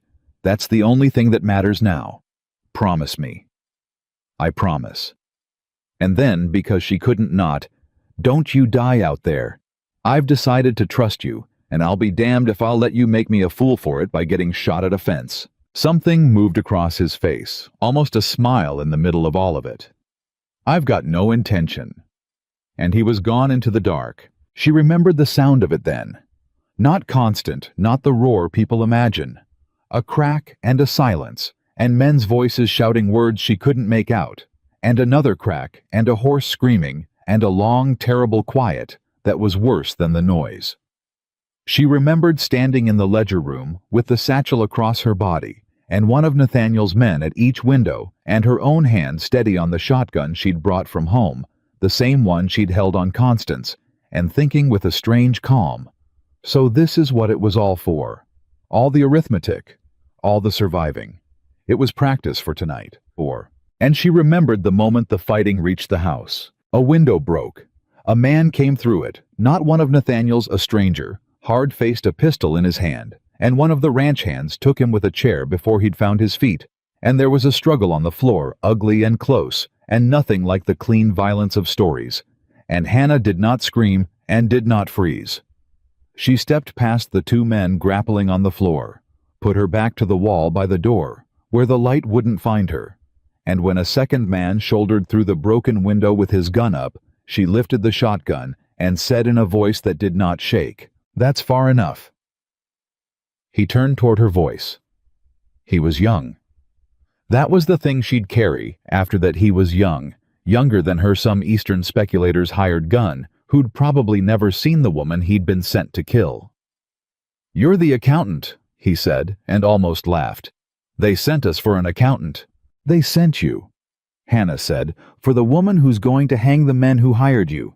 You'd have done better to stay home." And she did not shoot him, though she could have, though every year of being ground down by this world was screaming at her to. She did not shoot him, because she'd learned the difference between the woman she was and the thing they wanted to make her, and she held the line of it even then with a gun in her hands and men bleeding on the floor. "Put it down. Nathaniel Walker's men have your friends at the fence. This is over, and you're just the last one to know it. Put it down, and you live to tell a judge who sent you." He didn't put it down. He almost did. She saw it, saw the calculation run behind his eyes, saw him understand she was right. And then the door burst open behind him, and everything happened at once. And when it was done, Nathaniel Walker stood in the doorway with blood on his sleeve that wasn't his, and the young man was on the floor, disarmed and shaking, and the house was suddenly full of the ranch's men, and the quiet that came down was the quiet of a thing finished. "The fence?" Hannah asked. Her voice came out rough. "Held. 2 of theirs dead, 3 ran this one, and 1 other took." Nathaniel crossed to her, his eyes going over her fast checking. "You, not a scratch, I told you. You can't threaten a woman with a thing she's already grieved." But her hands had started shaking now that it was over the horse she'd been riding all night finally throwing her, and she gripped the shotgun harder to hide it, and Nathaniel saw and didn't say anything, and stood close enough that she could pretend the steadiness was hers. "The books," he asked quietly. "Never left my body." She touched the satchel. "It's all still here. Every page." She looked up at him. "They played their strongest card tonight, Walker. Fire and guns all at once, everything they had, because they knew the moment I get these to a court, they're finished. And it failed. Do you understand what that means? Tell me." "It means they're out of quiet moves." Her voice hardened, the shaking forgotten. "They can't lure me, and they can't kill me, and they can't steal the proof. Every secret thing they had they just spent, and they came up empty. And now the whole county's going to wake up to a burned barn and dead men at the Walker fence, and questions nobody can unask. They've lost the dark Walker. From here, it happens in the light in front of everyone in a courtroom." She met his eyes.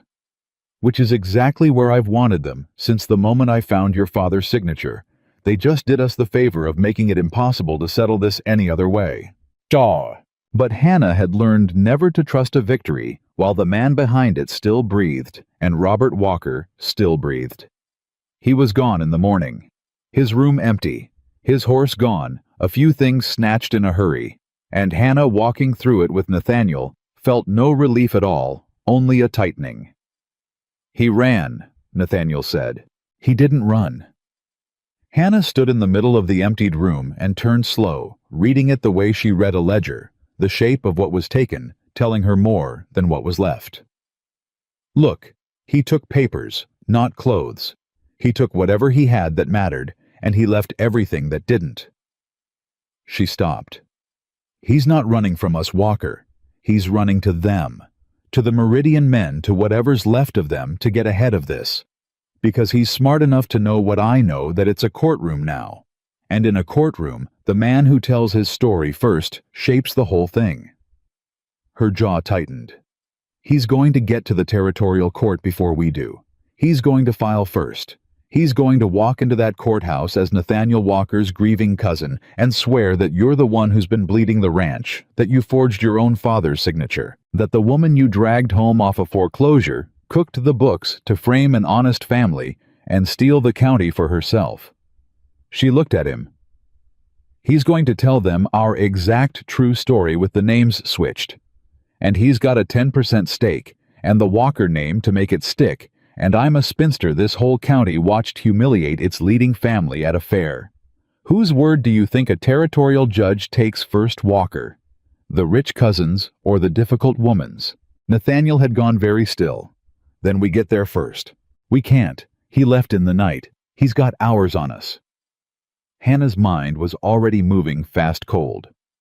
"So we don't race him to the courthouse. We can't win that race." She turned. "We do something better. We make it so that when he tells his story with the names switched, every single fact he offers, as proof of your guilt, is a fact I can prove points the other way. We don't get there first, Walker. We get there right. And there's one thing he doesn't know I have, that turns his whole story inside out the second he tells it. The fraud proof. The thin thread. You found it." Hannah didn't answer right away. And in that pause, Nathaniel read something, and his face changed. "You found it," he said. "You found whether my father was cheated or a cheat. You've known since when? Since 2 hours before they attacked." Her voice was gentle now, which frightened him more than anything else could have.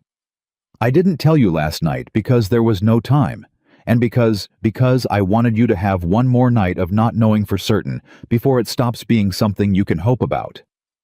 She reached into the satchel and drew out a single folded page, older than the rest, the ink brown with age. "Sit down, Walker." "Just tell me."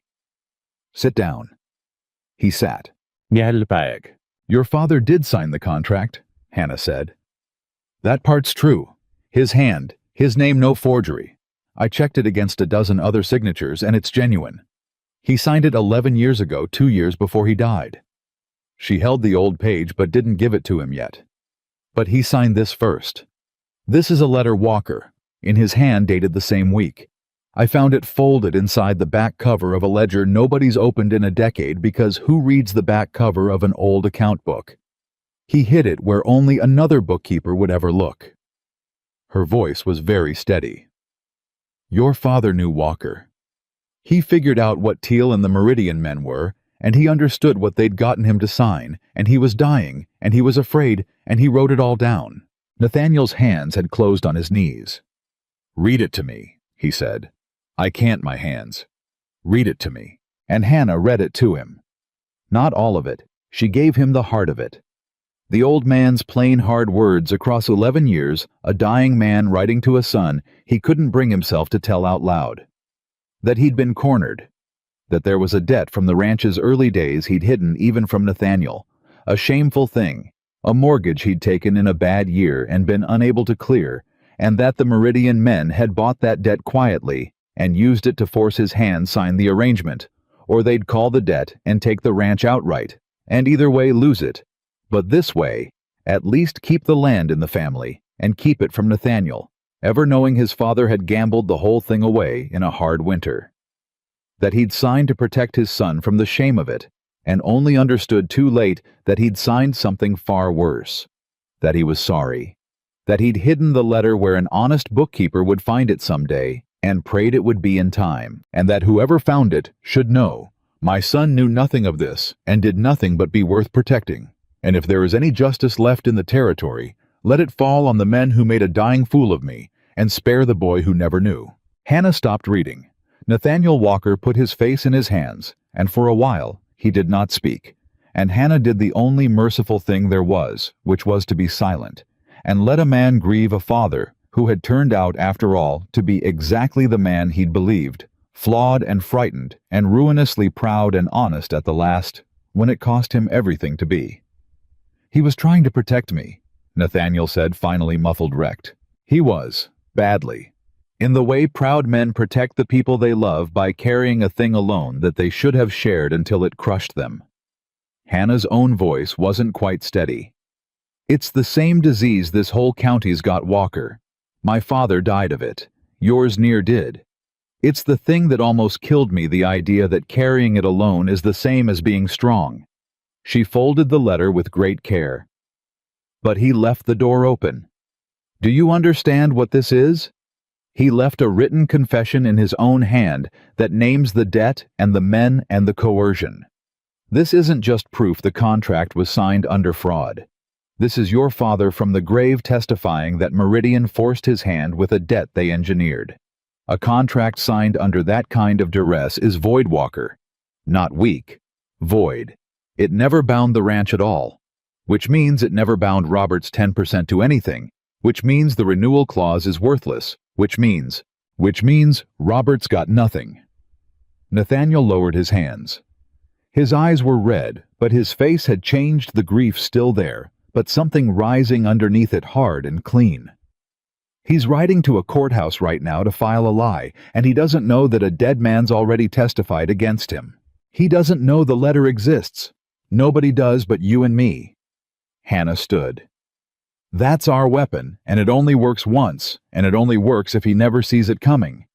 So here's what we do, and you're not going to like the patience of it." She held his eyes. We let him file. We let him walk into that territorial court and swear his whole beautiful lie under oath, that you're the thief, that you forged the signature, that I cooked the books. We let him commit every word of it to the record sworn, witnessed, permanent. Her voice went low and fierce. And then after he's staked his whole story on your guilt, after there's no taking a word of it back, then we walk in with your father's own hand telling the truth, and we let the whole thing fall on him at once. Because a lie told first is a strength, Walker, until the truth comes second and turns every word of it into perjury. He thinks getting there first wins him the county. I'm going to make getting there first the thing that hangs him. बच्चे It took 9 days. 9 days of the hardest thing Hannah had ever asked of anyone, of both of them, which was to do nothing while Robert Walker did his worst. Word came back in pieces carried by the men Nathaniel had riding quiet between the ranch and the territorial capital. Robert had reached the court on the 2nd day. He'd filed on the 3rd. He'd told it exactly as Hannah predicted, down almost to the words she'd put in his mouth. The grieving cousin, the honest family, the corrupt heir, bleeding the ranch, the scheming woman brought in to frame them all and seize the county through the courts. He'd brought Teal, who'd returned from the capital to find his 11 years of clean books discovered, and had chosen when the moment came to jump to Robert's side and swear the fraud was Nathaniel's, that he'd only ever done as the Walkers directed.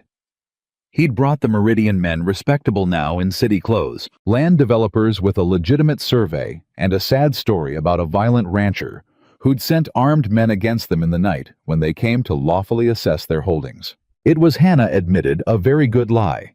It accounted for the dead men at the fence. It accounted for the burned barn, her own barn, which they now swore Nathaniel had burned to frame them. It turned every true fact of that night into evidence against the people it had actually been done to.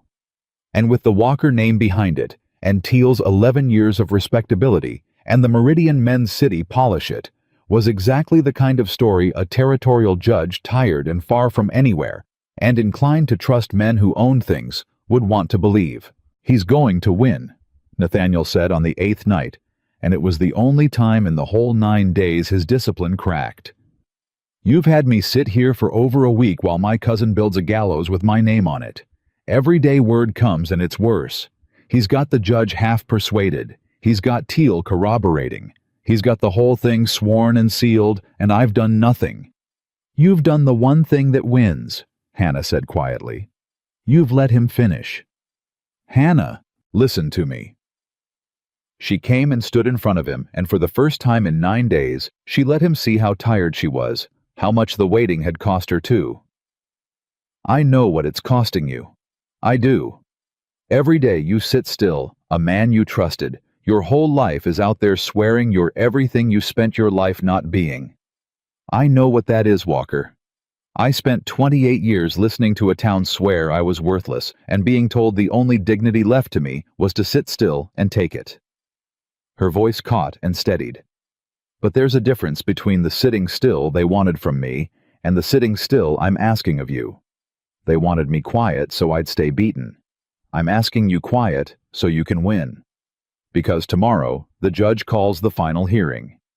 Robert's whole story is sworn and set.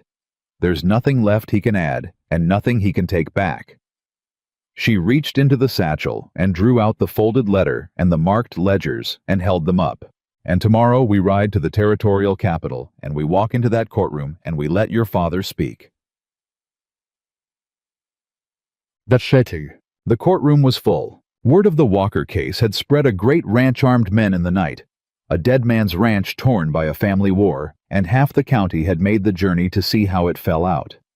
Cutter's Creek emptied into the gallery, and Hannah, walking in beside Nathaniel with the satchel across her body, saw them all turn, the women who'd refused her eggs, the men who'd priced her, and passed her by Reverend Coyle Grave in a back row, Ruth Alderley, with her chin up and her eyes fierce and proud.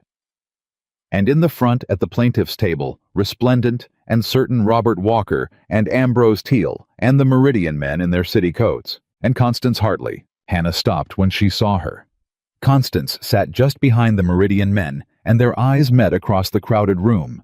and Hannah understood the last piece of it, in that single look that Constance had been theirs all along. Their creature in Cutter's Creek, the one who'd kept the town in line and tried to buy Hannah's silence before Hannah ever knew there was anything to be silent about. You've put yourself square in the road of things you can't see. She'd meant it. It had been in its way a warning. The judge called the room to order. He was old and dry, and unimpressed by everyone, which Hannah took as the one good sign in the place. Robert's lawyer rose and laid out the story one final time, polished now terrible in its completeness, and the gallery murmured, and Nathaniel sat still as stone beside her with his hands flat on the table, and Hannah watched the judge's face and saw the thing she'd feared, saw him believing it. Then the judge asked if the defense wished to answer, and Nathaniel started to rise, and Hannah put her hand on his arm. "No," she murmured. "Me. It has to be me. He built his whole story on me being your creature, the woman you brought in to lie for you. So the truth can't come from you. It has to come from the woman he says is a liar, and it has to be a thing he can't argue with because it isn't my word at all." She stood. "Trust me one more time, Walker, the way you asked me to trust you." And Nathaniel Walker looked up at her and did the thing he'd done at the fair, the thing he'd done on the road, the thing he'd done every time it mattered. He chose her over his own instinct to protect, over his own name, over everything. "Your Honor," he said, "the truth of this matter isn't mine to tell. I'd ask the court to hear the woman who found it." The judge frowned. "And who is she to this case?" Hannah answered, before Robert's lawyer could object. "I'm the bookkeeper Nathaniel Walker hired to find why his ranch was bleeding money, Your Honor. Mr. Robert Walker has sworn under oath that I falsified the Walker accounts to frame his family." She let that land. "I'd like to be allowed to show the court exactly what I found in those accounts. If I falsified them, it'll be plain enough to a man who can read a ledger. And if I didn't—" She looked once at Robert and saw the first crack of fear go through his certainty. Then the court should hear who did. The judge studied her a long moment. "Sit down, Mr. Walker," he said to Robert's lawyer, who'd risen to object. "I've listened to your client for the better part of an hour. I'll hear the woman he's accused. Proceed, Miss—" "Brooks," Hannah said. "Hannah Brooks." And a ripple went through the gallery. The name they'd used as a warning to their children, spoken plain in a court of law, and Hannah Brooks. The last choice, the leftover, the woman nobody wanted, opened the satchel and began in her small, hard, steady hand to lay the truth on the table, one page at a time. She laid out the skim, first the 11 years of it, the few cents ahead, the $19,000, and she showed the judge how the theft happened upstream of the books, so the books stayed clean. And she watched him lean forward, because a judge who's spent 30 years being lied to knows the sound of a person who isn't. She traced the money to Meridian land and cattle, and she watched the city coats stop looking so respectable.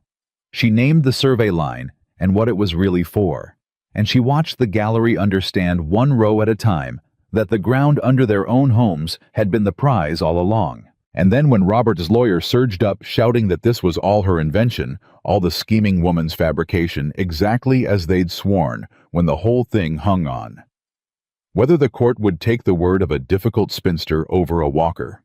Hannah lifted the last folded page, brown with age, and said, "I haven't asked the court to take my word for any of it, Your Honor. Not one word. Every page so far is the ranch's own accounts, and the court can have them examined by any bookkeeper in the territory." She unfolded the letter. "But there's one more document, and it isn't in my hand, and it isn't in Nathaniel Walker's hand. It's in the hand of the man who built Walker Ranch, written the week he signed the contract. These men say binds it hidden by him, where only an honest bookkeeper would ever find it, because he knew what he'd done, and he wanted the truth to survive him." She held it up. "Robert Walker has sworn under oath that his cousin forged this signature and stole this ranch. I'd ask the court to hear what the dead man himself has to say about that. And I'd ask the court to note that Mr. Robert Walker doesn't yet know this letter exists, so whatever's on his face right now, as I unfold it, the court might want to see it too." Every eye in the room went to Robert Walker, and Robert Walker's face, which had held its certainty through the fire and the flight, and 9 days of his own careful lie, sworn under oath, went white, and then gray, and then broke the way ice breaks all at once with a sound you feel more than hear, because he understood in the space of a breath that he had staked his entire story on a truth he thought was buried with a dead man, and that the woman his family had thrown away 28 years ago was holding it in her hand. "Read it," said the judge quietly. And Hannah Brooks read a dead father's confession into the record of a territorial court in a voice that did not shake, while the town that had called her the last choice sat in perfect silence and heard at last exactly what they had thrown away. The last word of the letter fell into the courtroom and stayed there, and for a moment no one moved at all. Then Robert Walker was on his feet. "That's a forgery," he said, too loud, too fast, and Hannah heard the whole room hear it, heard them catch the thing a guilty man can never hide, which is that he answers before he's thought. "She wrote it. She's a bookkeeper. She copies hands for a living. Your Honor, that woman has spent 9 days. Sit down, Mr. Walker," the judge said without heat. "She forged my uncle's—" I said sit down. The old man's voice didn't rise and didn't need to. "You'll have your chance to call it a forgery, and I'll have it examined by every hand in the territory that knows old ink from new, and we'll see whose story survives that. But you'll do it sitting, and you'll do it quiet, or I'll have you removed and decide the matter without you." He turned to Hannah. "Miss Brooks, you said the theft happened upstream of the books before the numbers were written down.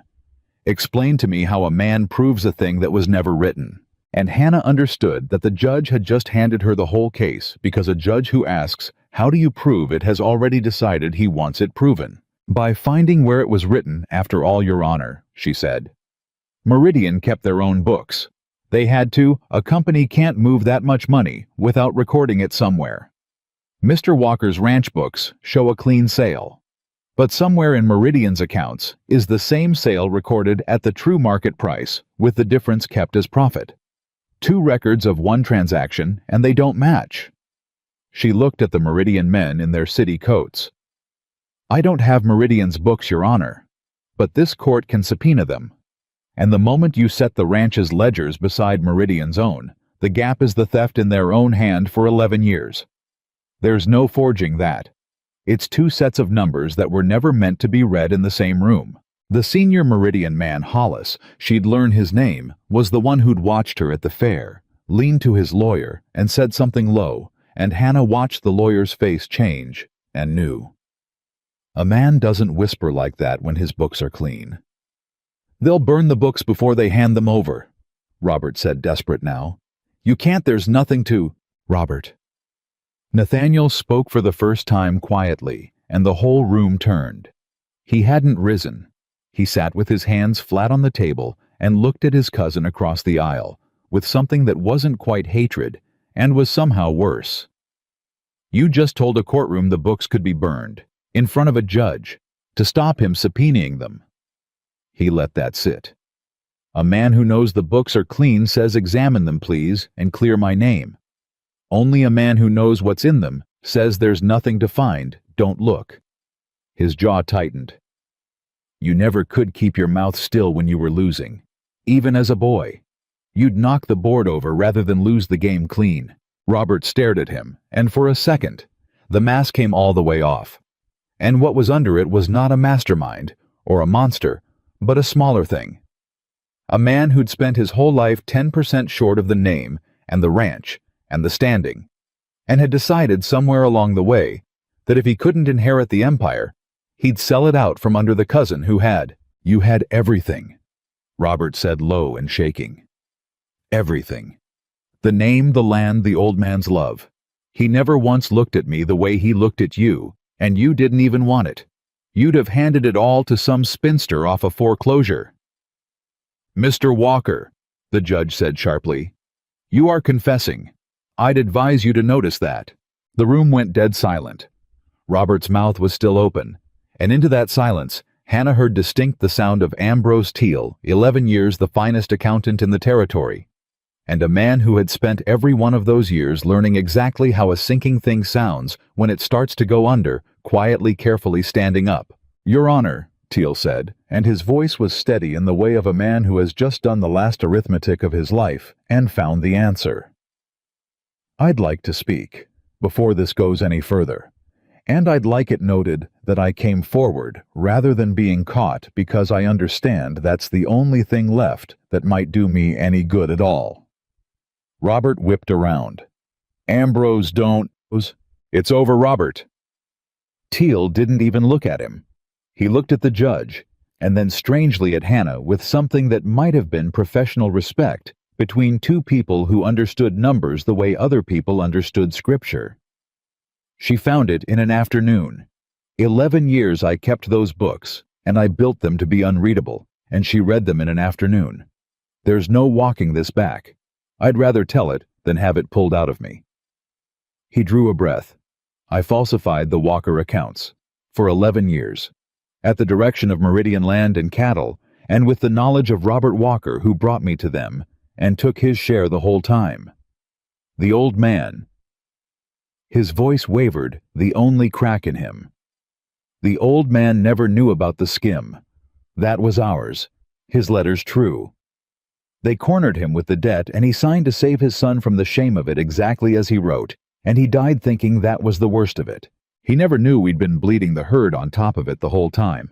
That part, he'd have died to stop. So no, Your Honor. The letter isn't forged. I'd stake the noose on it, and it looks like I'm about to.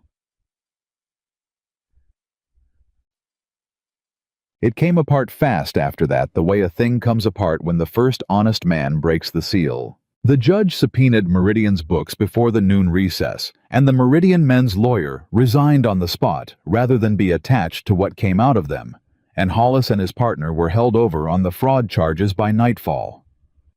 Teal's confession pulled the floor out from under Robert's sworn story, and every word Robert had committed to the record under oath, the grieving cousin, the honest family, the forging heir turned in a single afternoon from his shield into the rope Hannah had promised it would become. He'd sworn Nathaniel forged the signature. The letter and Teal's testimony proved the signature genuine and the forger a fiction. He'd sworn Hannah cooked the books. The ranch's own ledgers, examined now by 3 territorial bookkeepers, proved every figure she'd shown was real. He'd sworn the fire and the dead men at the fence were Nathaniel's doing. The surviving hired gun, the young one Hannah hadn't shot, testified who'd sent him, and named the Meridian men, and named Robert. Perjury, the judge called it, and fraud and conspiracy. And when the matter of the burned barn and the men who'd died came before the criminal court that followed a good deal worse, Robert Walker had ridden to that courthouse certain that getting there first would let him shape the whole story. He'd been right about that. He'd shaped it beautifully. He'd just never understood that a story shaped in a lie only holds until the truth arrives to be measured against it, and then every careful line of it becomes evidence of the shaping. And Constance Hartley. Hannah found her in the corridor outside the courtroom, during the recess alone. Her people gone, the city coats who'd made her powerful, all suddenly very interested in not being seen near her. "You knew," Hannah said. It wasn't a question. Constance didn't pretend. She'd never been a coward, whatever else she was, and Hannah gave her that much. "I knew there was money to be made and a side to be on. I didn't know the shape of it. They didn't tell me about the skim, or the old man's debt, or any of the ugliness. I was told there was a survey, and that certain deeds would change hands, and that a woman who cooperated stood to keep her place in a county that was about to have a new owner." She looked at Hannah, and there was no malice left in her, only a kind of exhausted clarity. "And I was told you were in the way, that you held a parcel on the wrong side of the line and had to be managed. That's why I came to your porch. Not to save you and not to ruin you, to manage you. And you told me no, and I couldn't understand it because I'd never in my life met anyone who'd choose losing everything over being useful to power." She shook her head slowly. "I told you nobody had ever chosen you. Do you remember?" "I remember. I was wrong about the whole of it." Constance's mouth twisted, not quite a smile. "You were never the last choice, Hannah.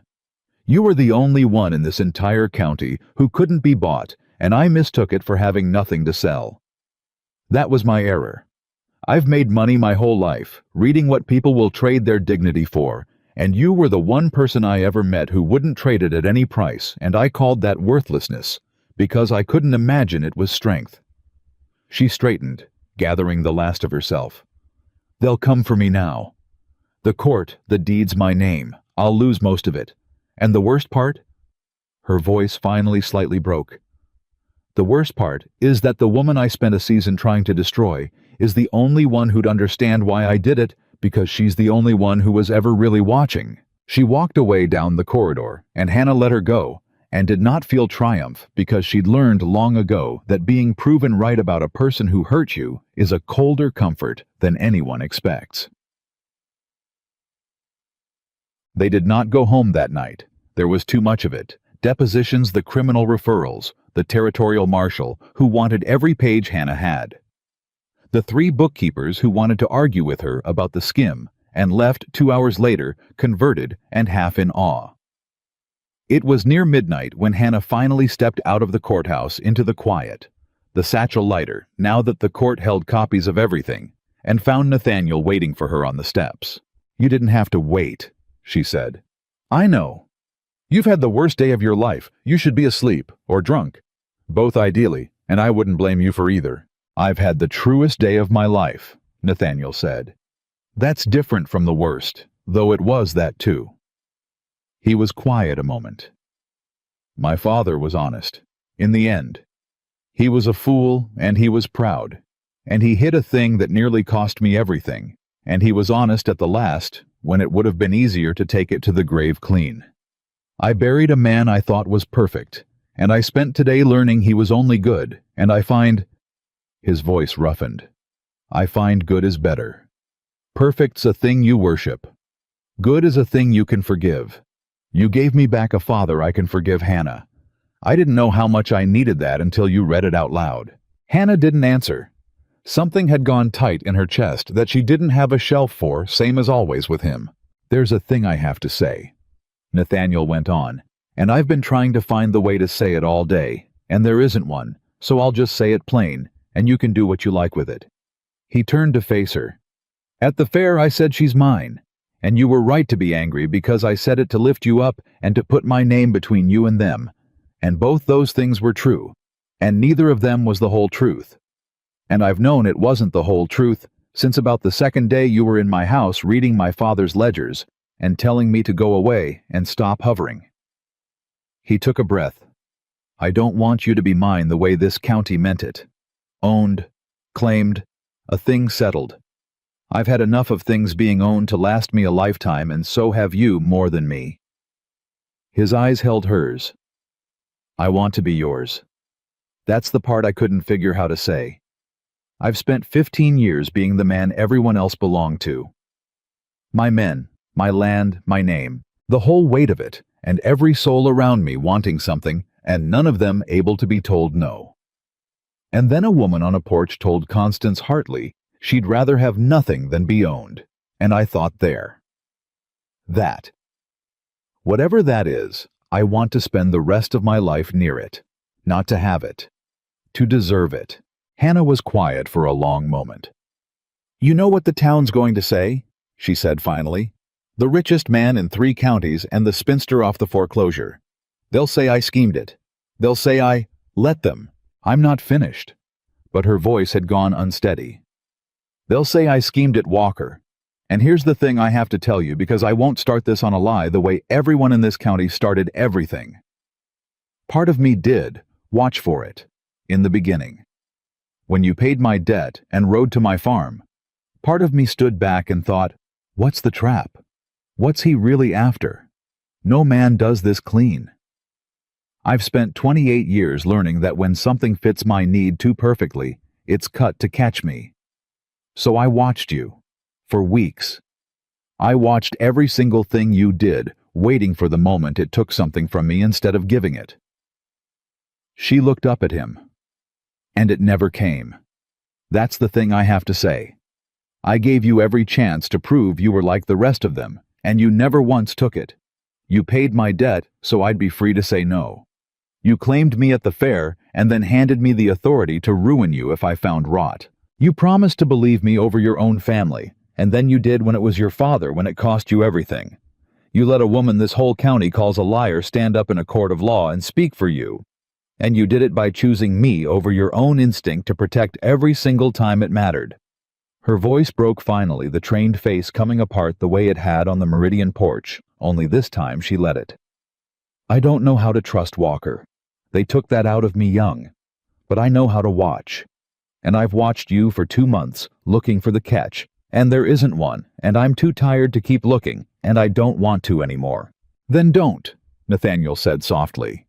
I'm not going to be small about it either, Hannah said, wiping her face rough with the back of her hand, half laughing at herself. I won't be a wife who's grateful. I won't be saved. I'll keep your books and I'll fight your fights, and I'll tell you when you're wrong, which will be often, and I'll never once let you decide a thing for me again without asking. Not after all this, do you understand? I understand. And if you ever, she's mine me in front of a crowd again without so much as a glance, I'll... Hannah! What? Marry me, Nathaniel Walker said. Not to save you.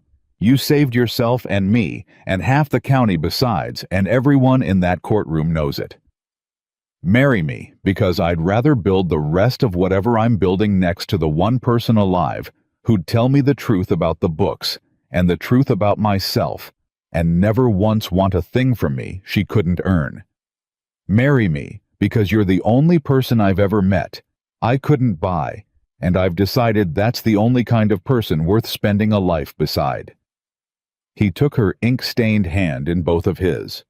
Be mine, and let me be yours. And let's give this county back to the people that Survey Line was going to steal it from, and let the whole town that threw you away watch us do it together. And Hannah Brooks, who had ridden to a courthouse with a satchel and a dead man's confession, who had stared down Constance Hartley on a porch with $31 to her name, who had been called the last choice for 28 years by people too small to do.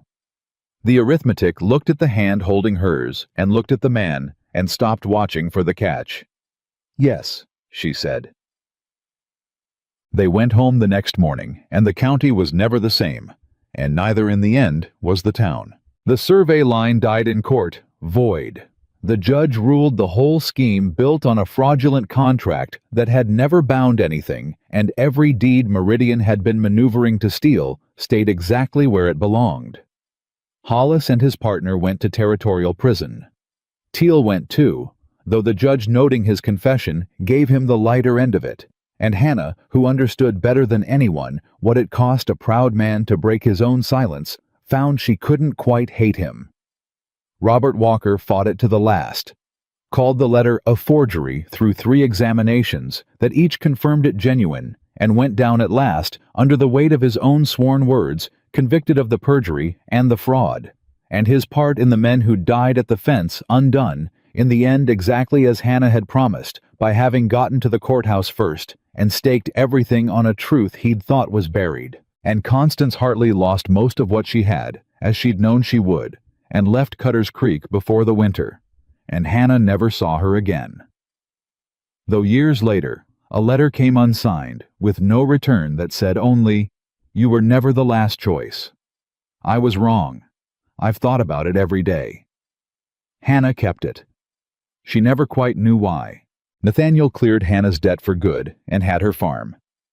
Her mother's blue door saved after all by the 2 men he'd sent to wet the house down while the barn burned folded into the Walker holdings, not as a purchase, but as a joining her name beside his on every page, a partnership written plain, in a hand no court could ever find fraud in. She kept the books of the whole operation after that and found 2 more leaks in the first year that no one else had caught, and the men learned fast that the woman off the foreclosure could read a ledger the way a preacher reads a soul, and that it was better to be honest than to be caught by her. The town took longer. Towns always do. But there came a Sunday that first spring when Hannah walked into the church in Cutter's Creek on Nathaniel Walker's arm, and Mrs. Pruitt, who had once told her every egg in the basket was spoken for, stepped aside to make room in the pew, and it was a small thing, and it cost Mrs. Pruitt a great deal, and Hannah understood both and sat and let it be enough. She didn't need them to love her. She'd learned young that she could survive without that. But she found she could let them try now, from the other side of everything, and that letting them try cost her nothing, and that this too was a kind of strength her father had never lived long enough to learn. Reverend Coyle married them in June in the church where she'd been whispered about her whole life, and the pews were full of the very people who'd called her the last choice. Come now to watch her wed the richest man in 3 counties. And Hannah, standing at the front with her mother's ring finally rightfully on her hand, looked out at all of them and felt no bitterness at all. Bitterness was for people still waiting to be seen. She'd been seen. It had come late, and it had come hard, and it had come from a stranger on a porch at dawn instead of from any of them, but it had come. And when Reverend Coyle asked Nathaniel Walker the old question whether he took this woman, Nathaniel didn't say the plain word the ceremony called for. He turned instead to face the town that had thrown her away, the whole watching county of them, and he said the 2 words he'd said at the fair, the 2 words that had torn Cutter's Creek apart 11 months before. She's mine. But this time, the whole town understood what he meant by it, because they'd watched the whole of it. Now watched her stand in a courtroom and save the ground under their own homes, watched her be the only one among them who couldn't be bought. This time, she's mine didn't mean claimed or owned or settled. It meant chosen. It meant trusted. It meant that a woman a whole town had discarded had turned out to be the one thing that town could not survive without, and that the man beside her had known it first and had never once let her forget it. Hannah Brooks was not the last choice. She was never the last choice. She was the only one who saw the truth when everyone else was too afraid or too bought or too small to look, and she was the foundation. The whole county's justice was rebuilt on, and she was chosen fully freely in the light in front of everyone, by a man who understood that the woman no one wanted was the only one ever worth wanting at all. And that is the truth. This story leaves you with, plain and finished, and beyond any court's appeal, they called her the last choice, and they were wrong. And in the end, every last one of them lived on the land she saved and knew it.